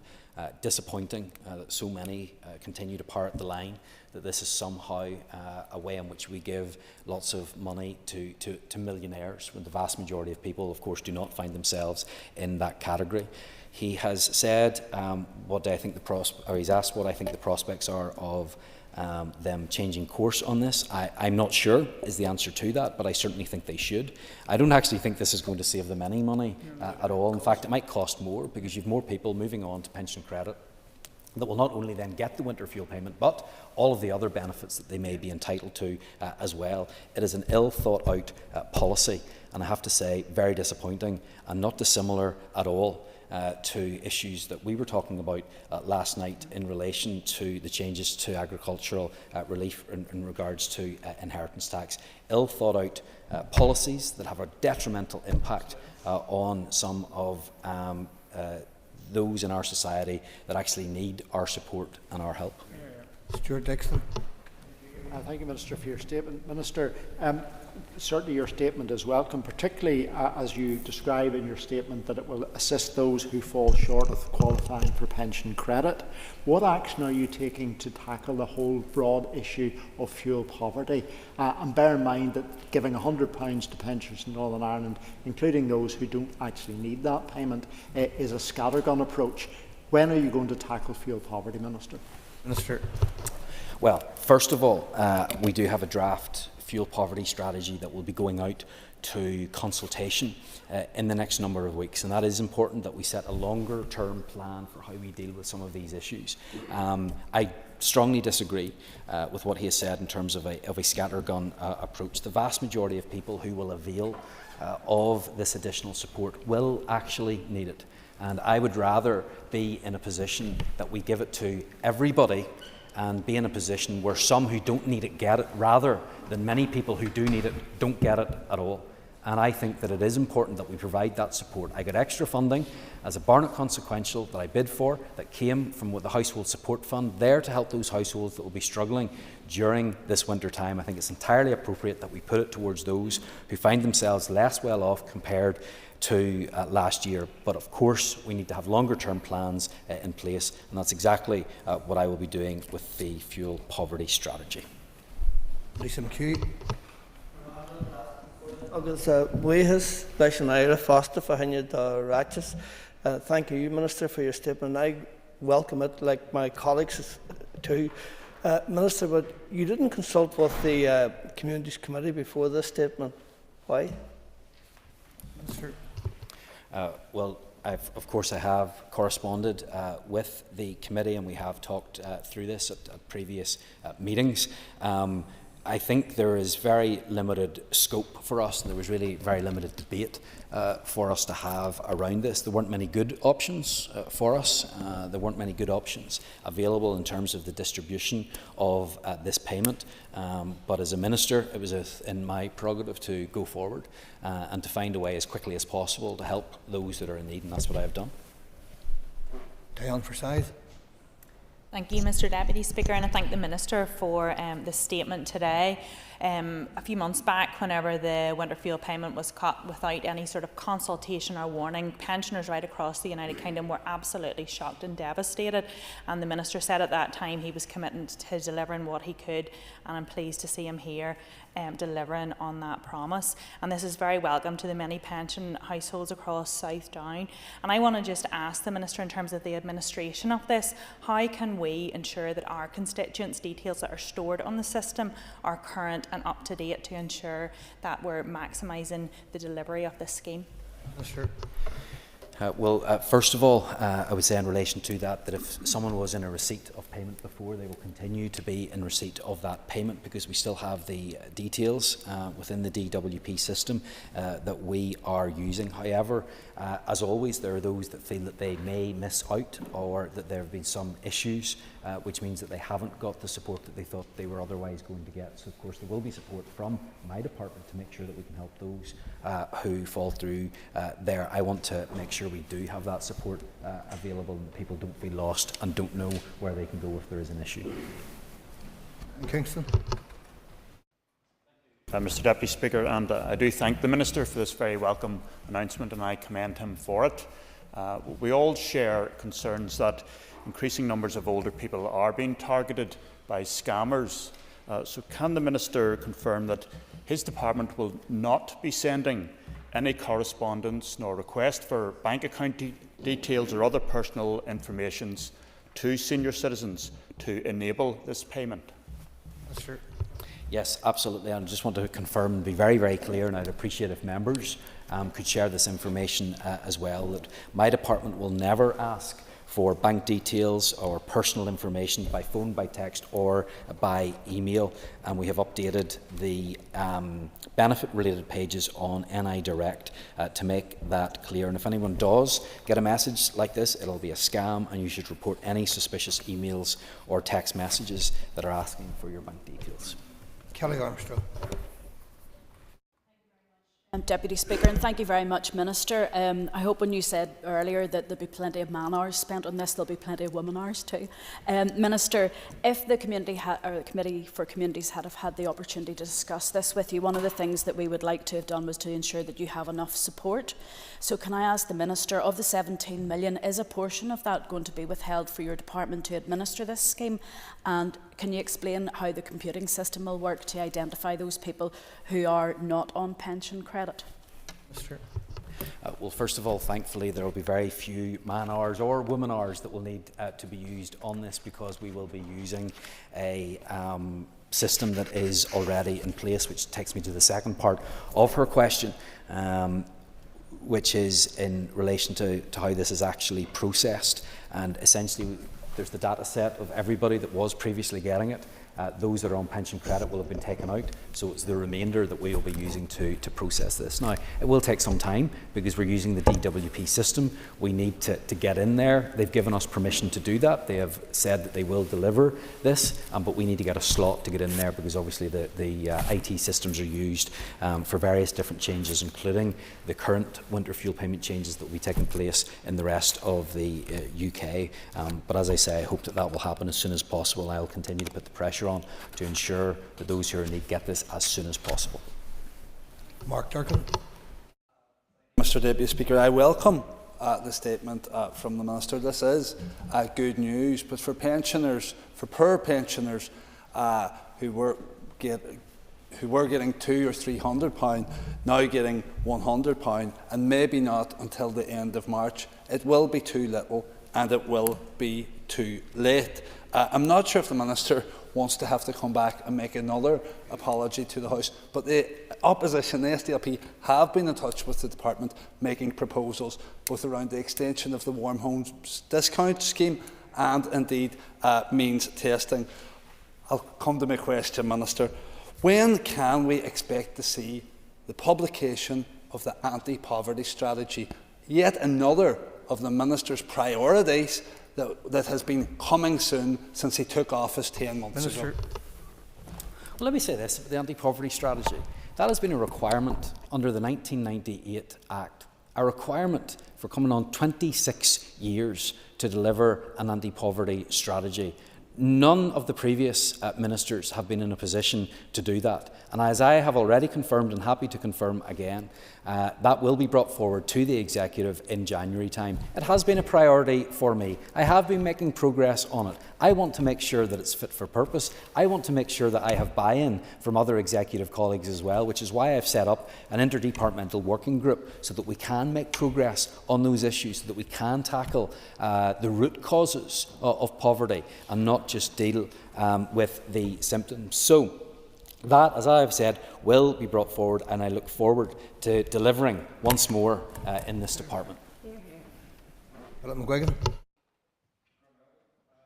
I asked the Minister how his department will report on the impact and outcomes of the funding to ensure accountability. Minister. Well, this is a continuation of what was previously in place before, albeit at a lower level, and it is a one-off payment, and I think that we can all agree that it will be of value and it will be of worth, because it's going towards those that otherwise have been forgotten by this Labour government. Cheryl Brownlee. Mr Deputy Speaker, and thank you to the Minister for his statement. This is significant news and will be very much welcomed by our constituents in the East Antrim area. So we've just touched on there, the PAC inquiry into child poverty was launched this month and called for a new anti-poverty strategy, and I very much welcome your commitment to this also. But Minister, could you detail what actions your department is taking to address the root causes of poverty in society and how we can support those most vulnerable in our society? Thank you. Yes, absolutely. Again, I'm happy to confirm to the House that good progress has been made on that. And we need to tackle poverty in a number of ways. First of all, we need to make sure that we prevent people from falling into poverty, that we help those who are currently experiencing poverty, and also that we then find a way to get people out of poverty. And those are going to be the three pillars of the strategy, making sure that we break down the barriers to employment, and for those who cannot get employment or those older people in our society, that we have the safety net that actually means that they can live comfortable, warm lives. Andy McMurray. Mr Speaker, and thank you, Minister. Just ask the Minister, what safeguards does the Minister have in place to ensure that no eligible pensioners are missed in this automatic rollout? Thank you. Sure. Well, we will be using the database that was currently used in the past, which we believe will cover everybody that is entitled. However, if there are any issues, as I said in the answer to a previous question, we will provide the support to ensure that people can get in contact with us if there are any problems. Hal Sheehan. My thanks to the Minister for his statement. Prioritise the one-off payment rather than alternative forms of ongoing support for pensioners, particularly in the absence of a fuel poverty strategy. Well, I would have hoped that the member would have welcomed £100 for all of those that have lost out as a result of the Labour government's changes. Why did I prioritise this? Because I bid for and I secured funding on the basis that it would be used for helping those that have otherwise lost out. So that money was ring-fenced from the Finance Minister to me for this purpose, so I wasn't able to use it for anything else whenever it was there to ameliorate some of the impacts of the winter fuel payment cut. Fairly straightforward, I would have thought. Maurice Bradley. Deputy Speaker, I thank the Minister for his statement. He's answered most of my queries and underscores the need for pensioners to review their benefit entitlements to ensure they receive the support available to them. But could the Minister tell me, has he engaged with any other department other than the DWP to ensure that nobody misses out on this one-off payment? Minister. Well, certainly most of the engagement that I have had with UK government departments has been in relation to DWP. However, in terms of the wider issue of winter fuel payments and its need for reinstatement, I have raised that at every opportunity with every UK government minister that have had any responsibility for this area. This is a one-off payment, but I would hope that the government would reconsider their decision. I would hope that they would see sense and restore that funding, because I do think the decision that they have made is actually going to end up costing them more. And so I would encourage others in this House as well to make the case to the government so that we can help those who are in need. Alan Chambers. Speaker, certainly as a proud pensioner, I have to declare an interest in this particular topic been debated this morning.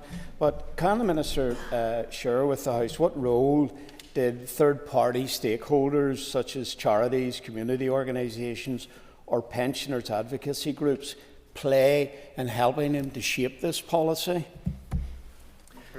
Well, I am more than happy, Mr Deputy Speaker, to have delivered for Mr Chambers and more importantly many other people across Northern Ireland. In terms of the engagement that I have had, there have been many people who have been in contact with me, who have encouraged me to take action like the action that I am taking today, and I think that will be welcomed. And I know there are questions around the universal nature of this payment, but I think we have to understand the processes and the tools and the levers that are available to us. Those were limited. I wish we were in a position simply to give the resource to those that were most in need, but unfortunately this is the approach that we have to take. But I think the organisations that the member is referring to will understand and in fact recognise the need for this to be done on a universal nature, because there simply was no alternative. But I do send a message to those who find themselves in the position where perhaps they don't need the funding that they have now been given. I would encourage them, and I'm sure the member agrees with me on this as he's nodding his head, that those that perhaps don't need it would consider giving that support to those fantastic charities and organisations that help those that are in need, and I hope that's something the member will consider. Gary Middleton. Speaker, and can I thank the Minister for his statement. It will be very much welcomed by pensioners within the Foyle constituency. Minister, it is important that we have a clear and consistent message as to how these payments will be received. Can the Minister remind the House as to the eligibility of the current government winter fuel payment scheme and whether or not an application process will be required for his one-off payment? Sure. Yes, so many will be aware that the changes that have been made by the Labour government restricted those who would receive the winter fuel payment to pensioners who find themselves in the category of receiving a benefit such as pension credit or others. The decision that I have taken is that the support that those that previously got that do not get will be £100. That will be a direct payment into the bank account that they currently receive their pension into, and I am pleased to confirm there will be no application process. So again, when it comes to scams, when it comes to emails, don't be sending out your personal information. You're not going to be requested to fill out a form or anything like that. It will be done automatically, and I want to make sure that we get that message home today, because I do not want this to be used as an opportunity for anyone to be able to take advantage of our older citizens. Donny Donnelly. Mr Deputy Speaker, and thanks to the Minister for his answers so far. We will all be aware that the previous UK scheme meant that households who didn't need the winter fuel payment received it anyway, as the Minister has already alluded to, rather than targeting real need. Can I ask the Minister for his assessment of the concern that this approach simply replicates the issues with the previous scheme, but now with everyone receiving less? Like, I do understand that. I recognise there will be many in our society who do not need this, who it's not essential for them, who are going to get it. But I was left in the position of deciding, what do I do with the money that I had secured? First of all, I did think it was right to bid for the money. For the household support fund that's available, I thought it was appropriate that we use that for older people in our society. The question then was, how do I distribute that money? If I do it on the basis that we currently have and the decision that I have made today, it makes it universal, because using that IT system is the only way for us to get that out quickly without going through an application process and needing people in the department to manually process it. So I had very, very few options available to me as to how that money would get out. But as I've said before, I would rather find myself in a position where we are giving some money to those who don't need it, rather than those who do need it getting nothing at all. Sinead McLaughlin. Minister, for your statement, and many pensioners in my constituency and throughout Northern Ireland will really welcome this one-off £100. My household will also get it. I don't need it. I would like to re-gift it, but I would like to do it in a way that was set up by your department to bring it back into your department, so that it could go out to the charities that are currently trying to tackle fuel poverty throughout Northern Ireland, like Bryson House and others. So could you set up a system whereby those, like myself, who do not need this payment, that can, or like my household, sorry, not myself, not individuals, like my household, that can send the money back to be sent right out to those targeted at those who need it. Surely that this would be a better way of doing it. So I don't think it would be a very complicated process where you say to households, if you do not want this money, you can send it back to the department and we will ring fence it and give it to the appropriate charities that are dealing with fuel poverty on the ground. Minister. Mr Deputy Speaker, I sense a thawing of relations between Sinead McLaughlin and myself. I'm very glad. Oh, she doesn't think so. Okay. I spoke too soon. Regardless, I welcome the fact that she supports the action that I have taken today. I was going to say to her that I didn't think it would be possible for her to be in receipt of the winter fuel payment, but after what she just said, I'll just not make any comment at all. But look, I understand the concern that she has raised. I welcome the fact that there will be people like herself who want to give that resource. I'm sorry. I apologise. Who will want to give that resource that would have been going to her household, that there will have been the desire to give that to someone else. I do think that would create an additional layer of bureaucracy within my department, and that would be quite a significant process for me then to have to go through a process and an application to determine who is best placed to do this. There's all sorts of procurement and bidding issues as well. So what I would ask with the short period of time that we have is that perhaps we could get to the point where households would use their own discretion to decide where can this resource go to help those that are most in need. She has mentioned one in particular. I think that would actually be the quickest, simplest and most straightforward thing to do. Robert Clark. And can I thank the Minister thus far, and of course can I congratulate the Minister in bringing forward this scheme. I'm listening today in terms of some of the questions, and we're hearing some of the recipients as well coming up with all sorts of ideas and why they wouldn't want it, and of course they're in the privileged position not to require it, but obviously there's many people do require it. Minister, is there not a danger, if you listen to some of the ideas from some of those other who may receive this in this chamber today, that actually some of the money that should go to the pensioners would be used in terms of the implementation of the scheme and the cost of changing the scheme? And surely, Minister, this is why you've came to the decision for a quick decision, a quick rollout, and while some may criticise that, but their members are happy to support it in terms of Westminster, this was the best option.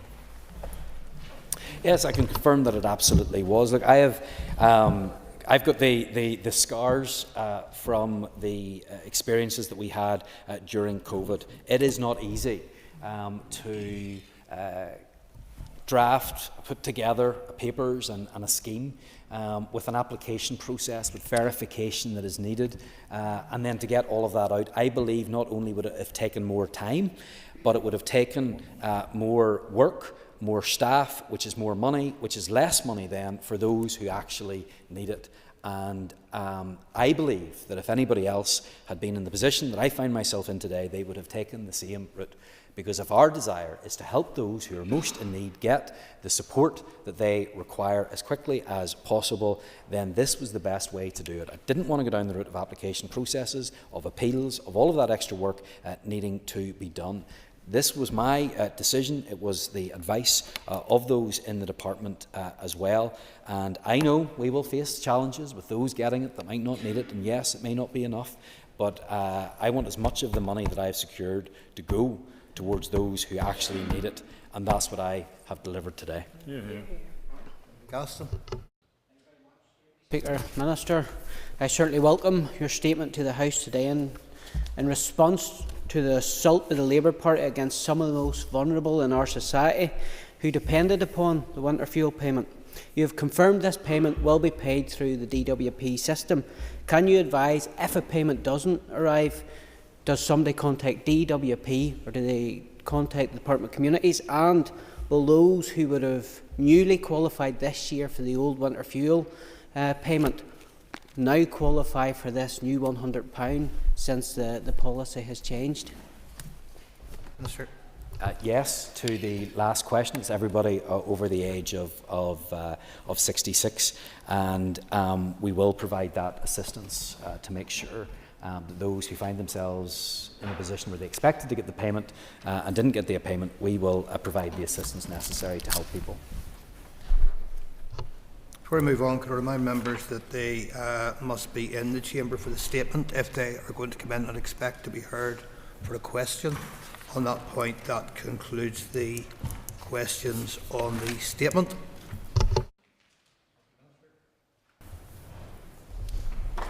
The next item of business is a motion to approve a draft statutory rule. I will ask the clerk to read the motion. That the draft electrical safety standards for private tenancies regulations Northern Ireland 2024 be approved. Thank you. And I call the Minister for Communities to move the motion.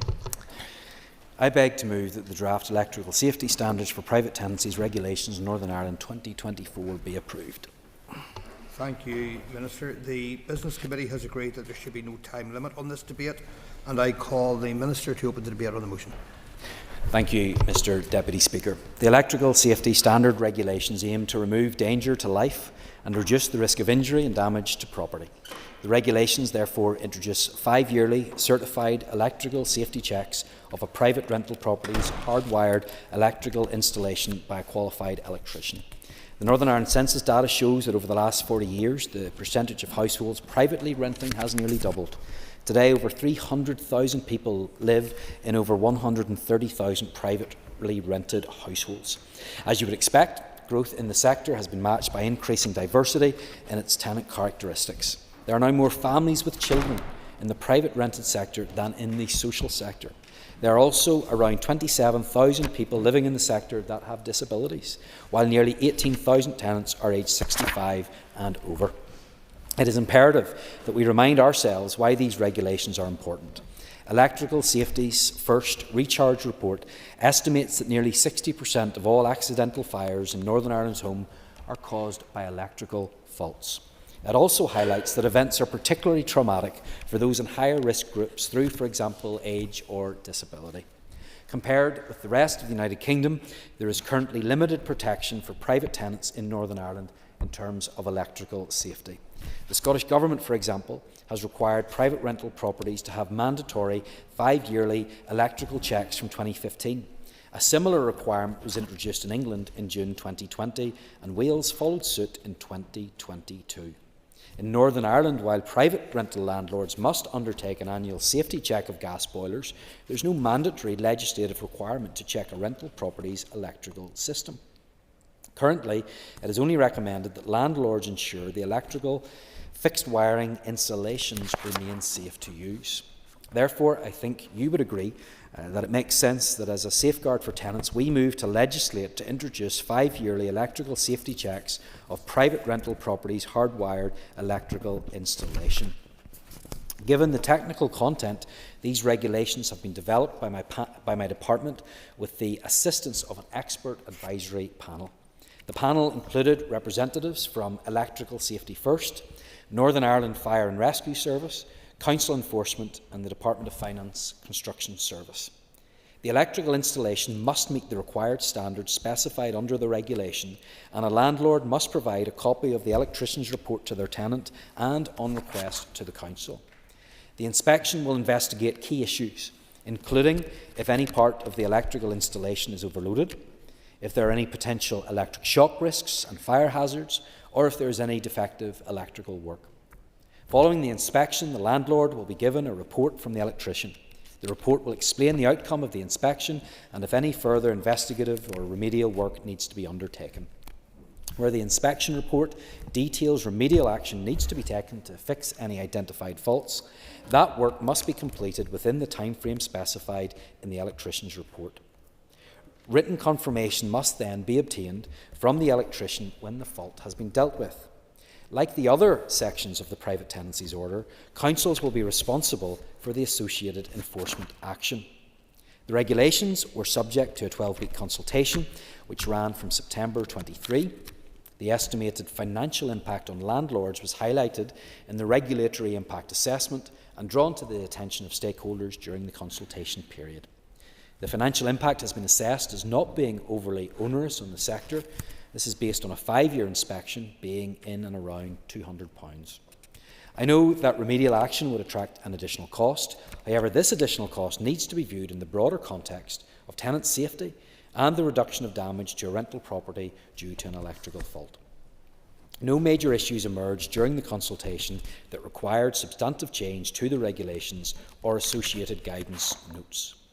The two main points that were raised and accepted with the agreement of the advisory panel related to the need for an appropriate lead-in time for compliance in order to take account of the supply of electricians to complete the inspections, and an early communication strategy raising awareness for key stakeholders on the legislative change and the requirements outlined within the regulations. Both points have been taken on board in setting operational timeframes, and my department has already been proactive in raising awareness of this potential legislative change. Furthermore, the regulations will be accompanied by easy-read guidance notes explaining the inspection and reporting regime in a step-by-step process.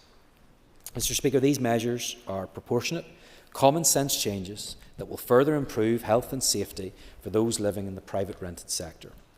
They will protect life and reduce the risk of serious injury. These changes are good news for tenants, for landlords, for the Northern Ireland Fire and Rescue Service, for the Health Service, and most importantly, preventing avoidable fatalities. I beg to move. Thank you, Minister, for moving the motion. I call the Chair of the Communities Committee, Colin Gildernew. Gormy Haggett, last can call you. And just to declare interest, that I do own a residential property from which I receive a rental income. I rise as Chair of the Committee for Communities to support the introduction of the draft electrical safety standards for private tenancy regulations NI 2024. These regulations represent a critical step forward in ensuring the safety and well-being of tenants in the private rented sector here. After thorough examination, the Committee was content to endorse the regulations and the protections they seek to implement. In terms of the need for legislation to address a pressing need, the Committee was briefed by Electrical Safety First at our meeting on the 20th of June 2024, when members were told that 58% of accidental house fires are caused by electricity, with these incidents imposing an annual cost of £47.1 million on the public purse. The Group advised Committee that enhancing safeguards is crucial to ensuring the safety and well-being of people in our ever-increasing electricity-dependent lives, describing the range and quantity of devices which we all have plugged in and charging at home on a daily basis. So the regulations will include mandatory 5-year inspections. Landlords must ensure the hardwired electrical installations in rental properties are inspected by a qualified electrician at least every 5 years. Tenant protections in that tenants will receive reports within 28 days of inspections, ensuring transparency and accountability. Enforcement mechanisms to ensure local councils are empowered to issue remedial notices and, where necessary, undertake urgent remedial work to address violations.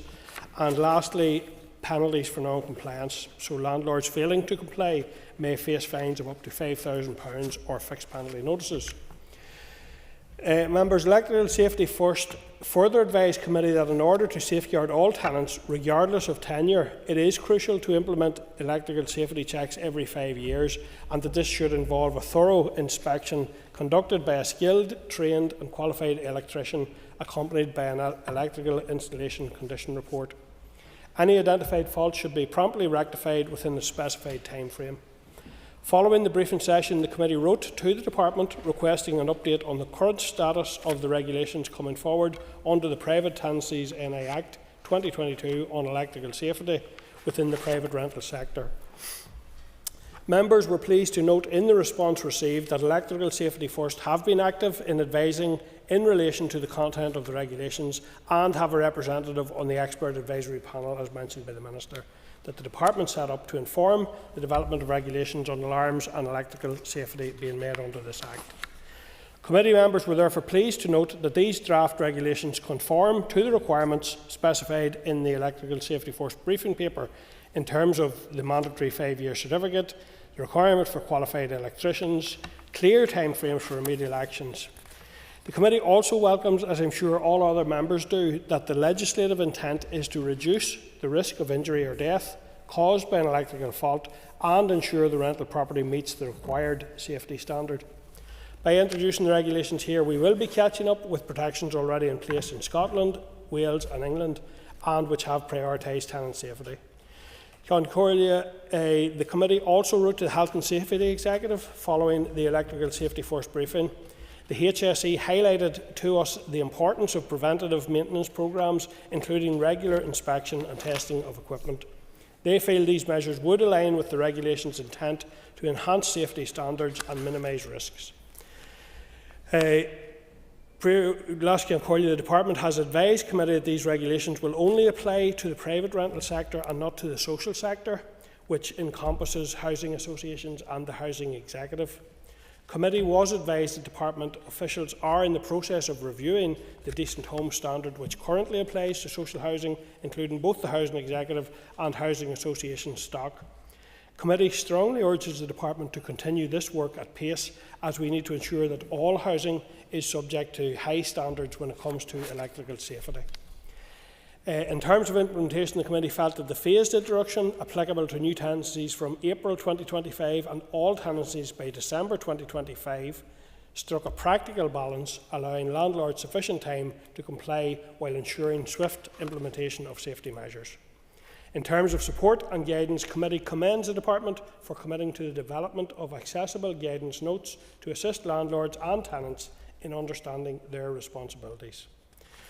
So, lastly, these regulations are not merely about compliance, they are about safeguarding lives and ensuring every tenant here in the North's in the private rental sector has the right to live in a safe and secure home with standards that reflect the dignity and protection every individual deserves.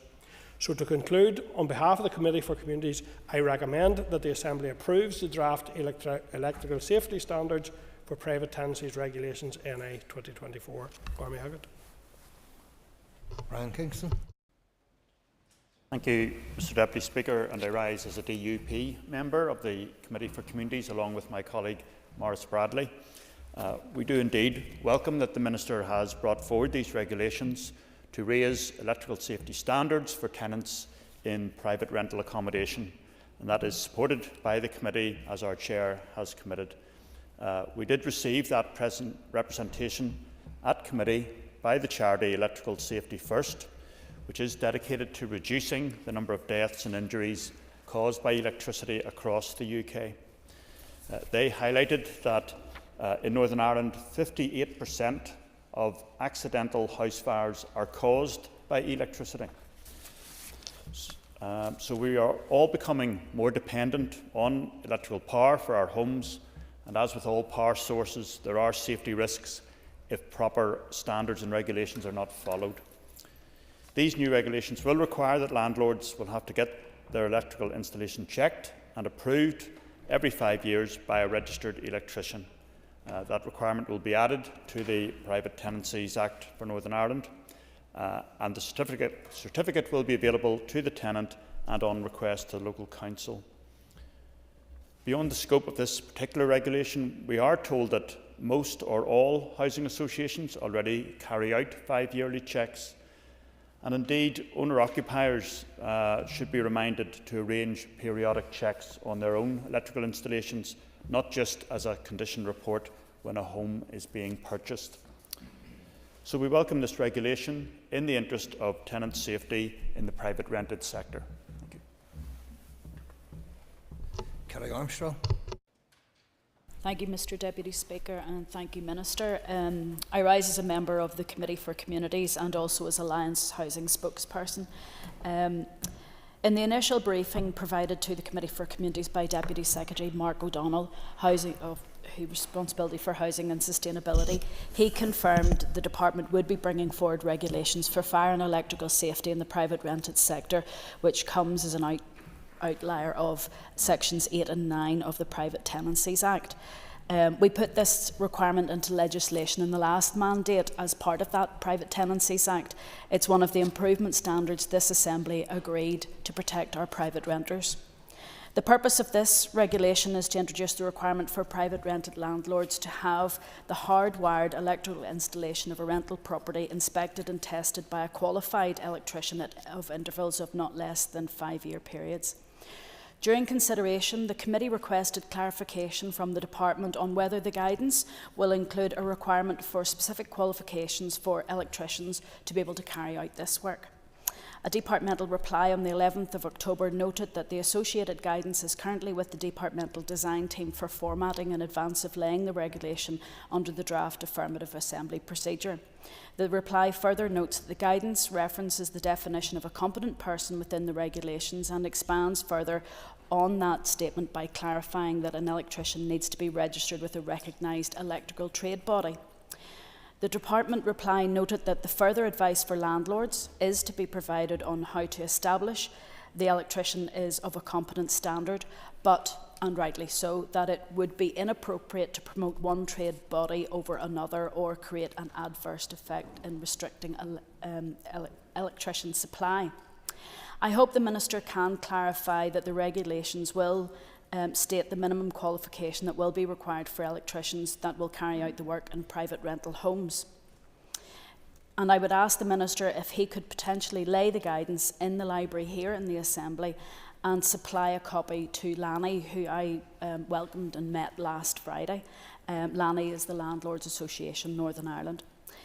I appreciate that some landlords have said that this will add to their costs. However, most good private landlords, as confirmed by Lanny, have confirmed they already carry out regular checks and maintenance on electrics in their properties, and the introduction of this regulation causes them no issue nor additional cost.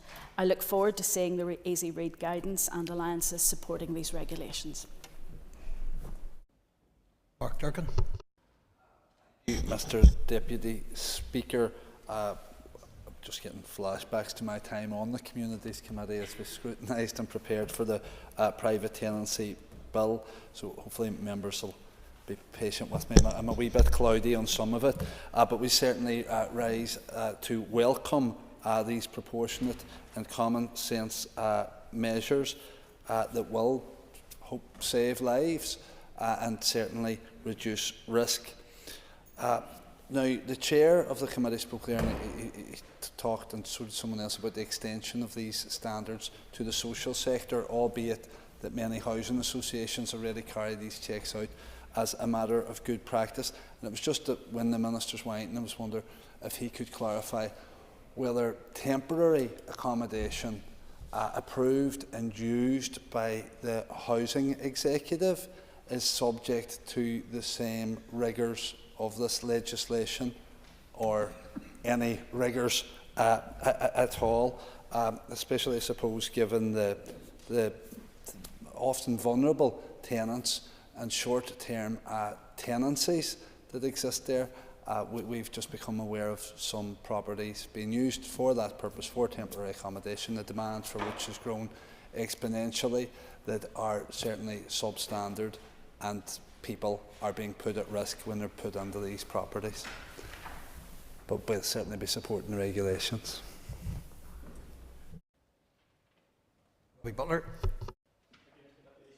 I do sit on the Communities Committee, however, find this really worthwhile announcement by the Minister, and as a party we will certainly be welcoming and supportive of this change. It's something, obviously, given my background in the fire service, that I'm particularly passionate about. I've met with some of the electrical safety groups previously in different mandates about coming to this point, and this is all good news today because it will bring a different level of safety and regulation to tenants for those properties.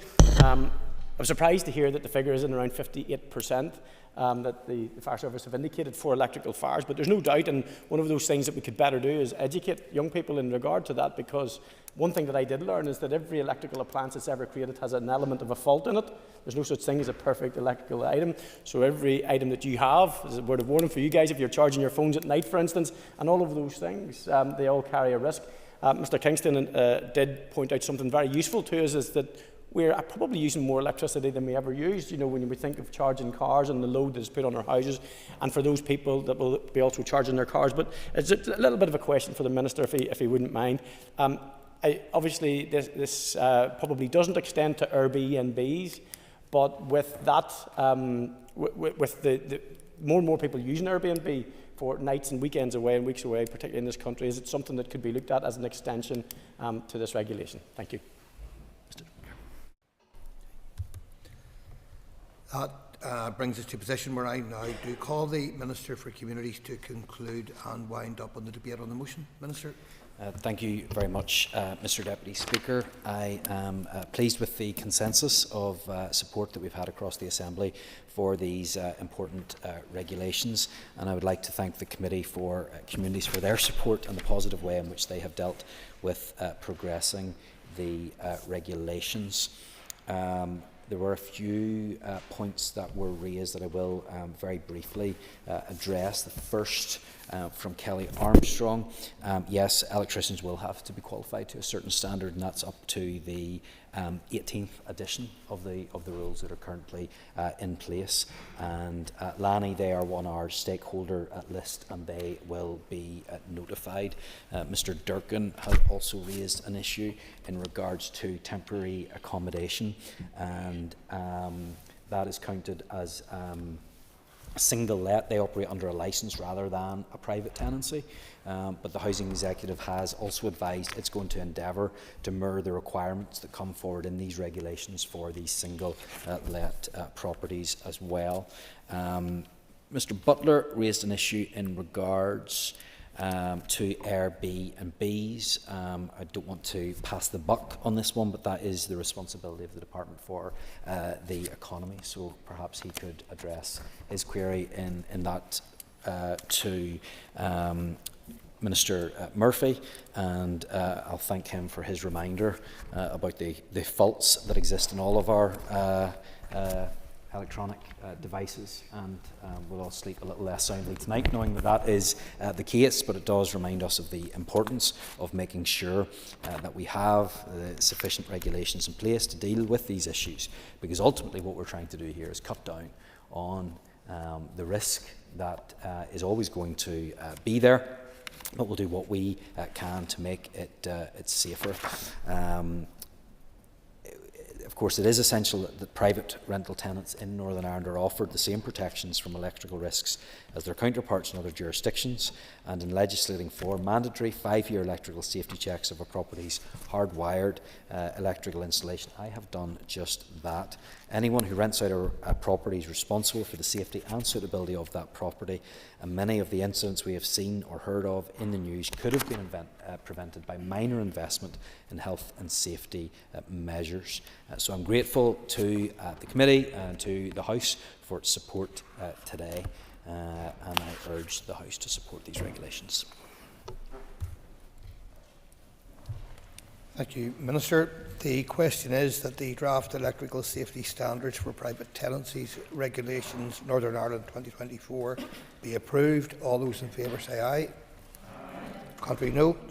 I think the ayes have it. The ayes have it. Members, just take the reins before we move to the next item.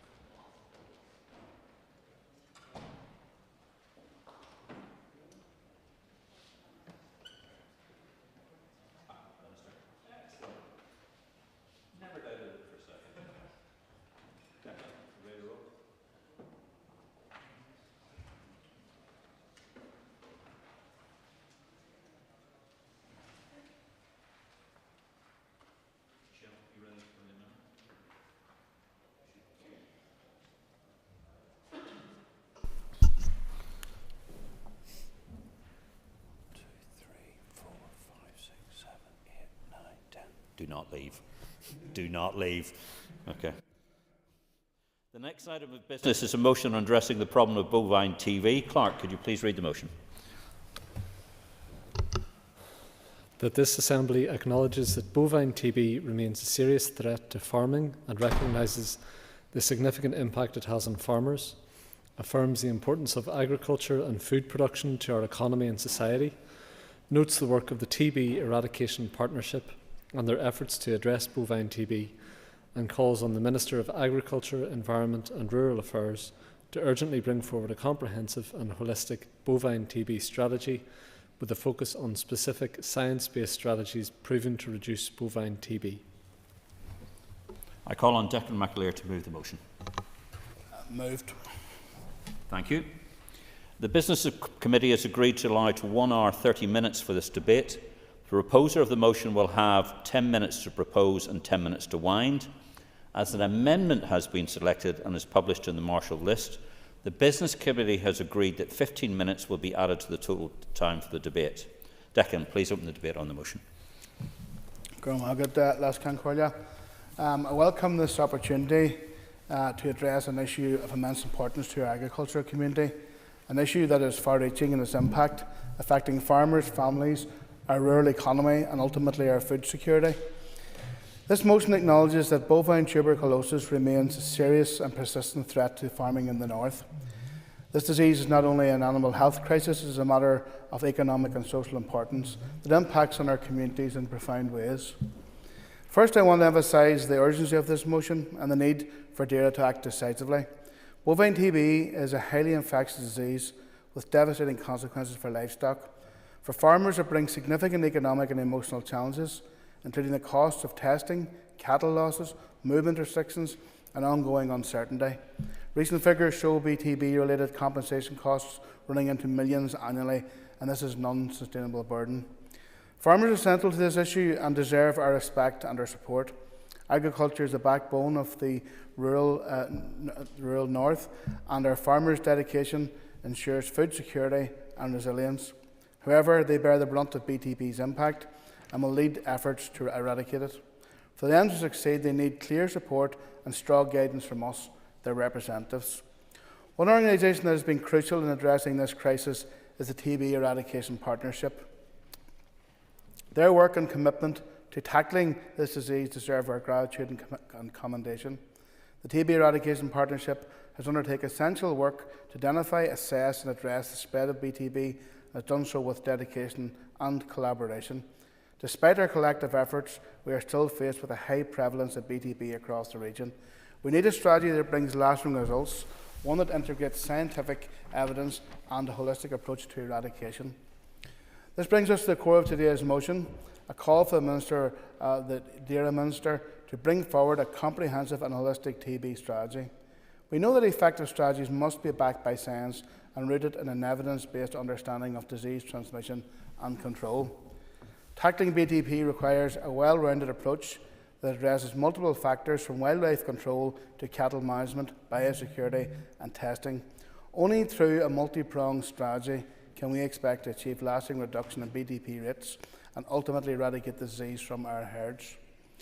Evidence from across the globe shows that effective BTB control requires targeted wildlife intervention alongside robust cattle management practices. In England, the badger control policy has reduced herd incidence by 56% in intervention areas, while field trials in the south of Ireland have shown clear evidence that proactive badger removal leads to significant declines in cattle infections. Similarly, New Zealand and Australia achieved BTB eradication through wildlife management, targeting reservoirs such as brush-tailed possums, combined with stringent cattle testing and movement controls. These successes underline a critical point. Tackling wildlife reservoirs is not optional if we are serious about eradicating BTB. Without addressing the upstream driver of infection, farmers and rural communities will continue to bear the cost of ineffective disease control.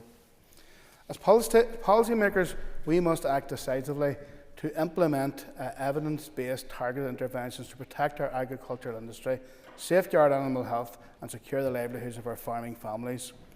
Wildlife management, therefore, becomes a key component of any effective strategy. Let me be clear, wildlife control must be done in a way that is humane, scientifically justified and ethically managed. Our goal should be to protect both the health of our cattle and the integrity of our natural environment. BTB does not recognise borders, and its impact is felt across the entire island of Ireland, highlighting the need for a coordinated approach to tackle this disease on both sides of the border. Research from the north shows that 21.3% of roadkill badgers tested were infected with BTB. This figure, although already alarming, is likely to be an underestimate due to the limitations of post-mortem testing.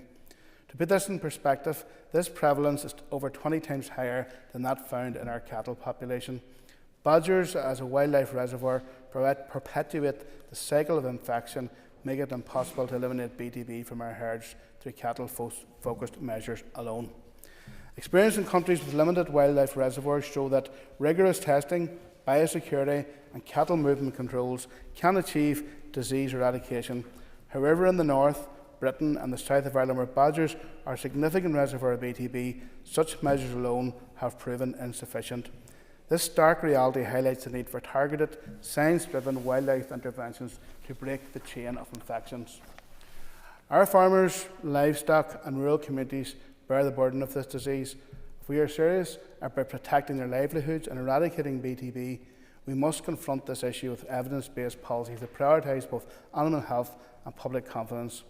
Let this Assembly commit to comprehensive solutions that address all sources of infection, including wildlife, to secure the future of agriculture here. In closing, I cannot stress enough that the time for action is now. We cannot afford to delay the implementation of a comprehensive BTB strategy. The financial, emotional and social costs of this disease have been carried by our farming community for far too long. This motion serves as a reminder that while we have made efforts in the past, our work is far from over. We must commit to seeing this through, to giving our farmers the tools, resources and support they need to overcome this challenge. By supporting this motion, we can affirm our commitment to the future of agriculture here. We are committing to the well-being of our farmers, to the resilience of our rural economy and to the health of our livestock. Let us work together across party lines to ensure that this strategy is developed and implemented swiftly. Let us make it clear that we will not rest until BTB is a problem of the past, until our farms are free from the grip of this disease, until our farming community feels the full support and strength of this Assembly. I commend the motion.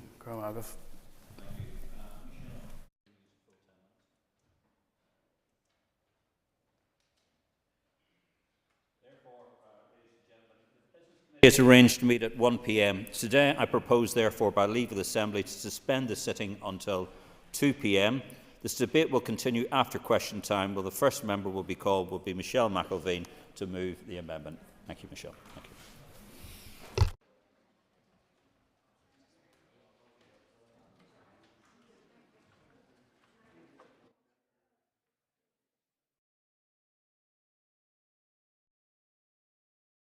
Assembly Chamber. Sound.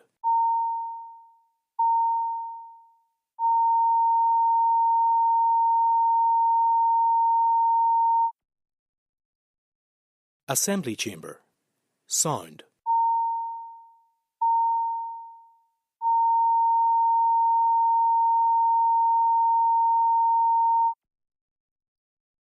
Assembly Chamber. Sound.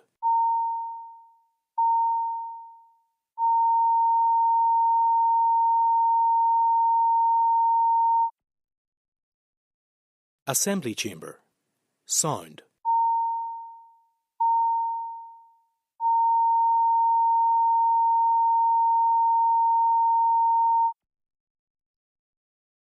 Assembly Chamber. Sound. Assembly Chamber. Sound.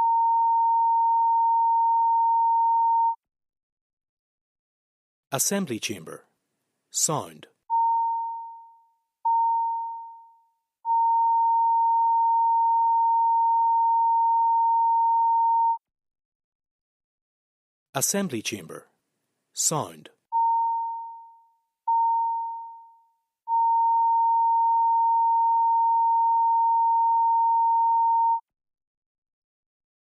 Assembly Chamber. Sound.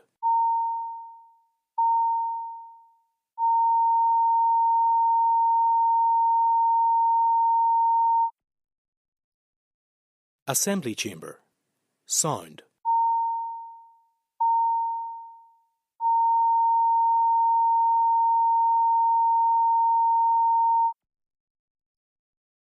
Assembly Chamber. Sound.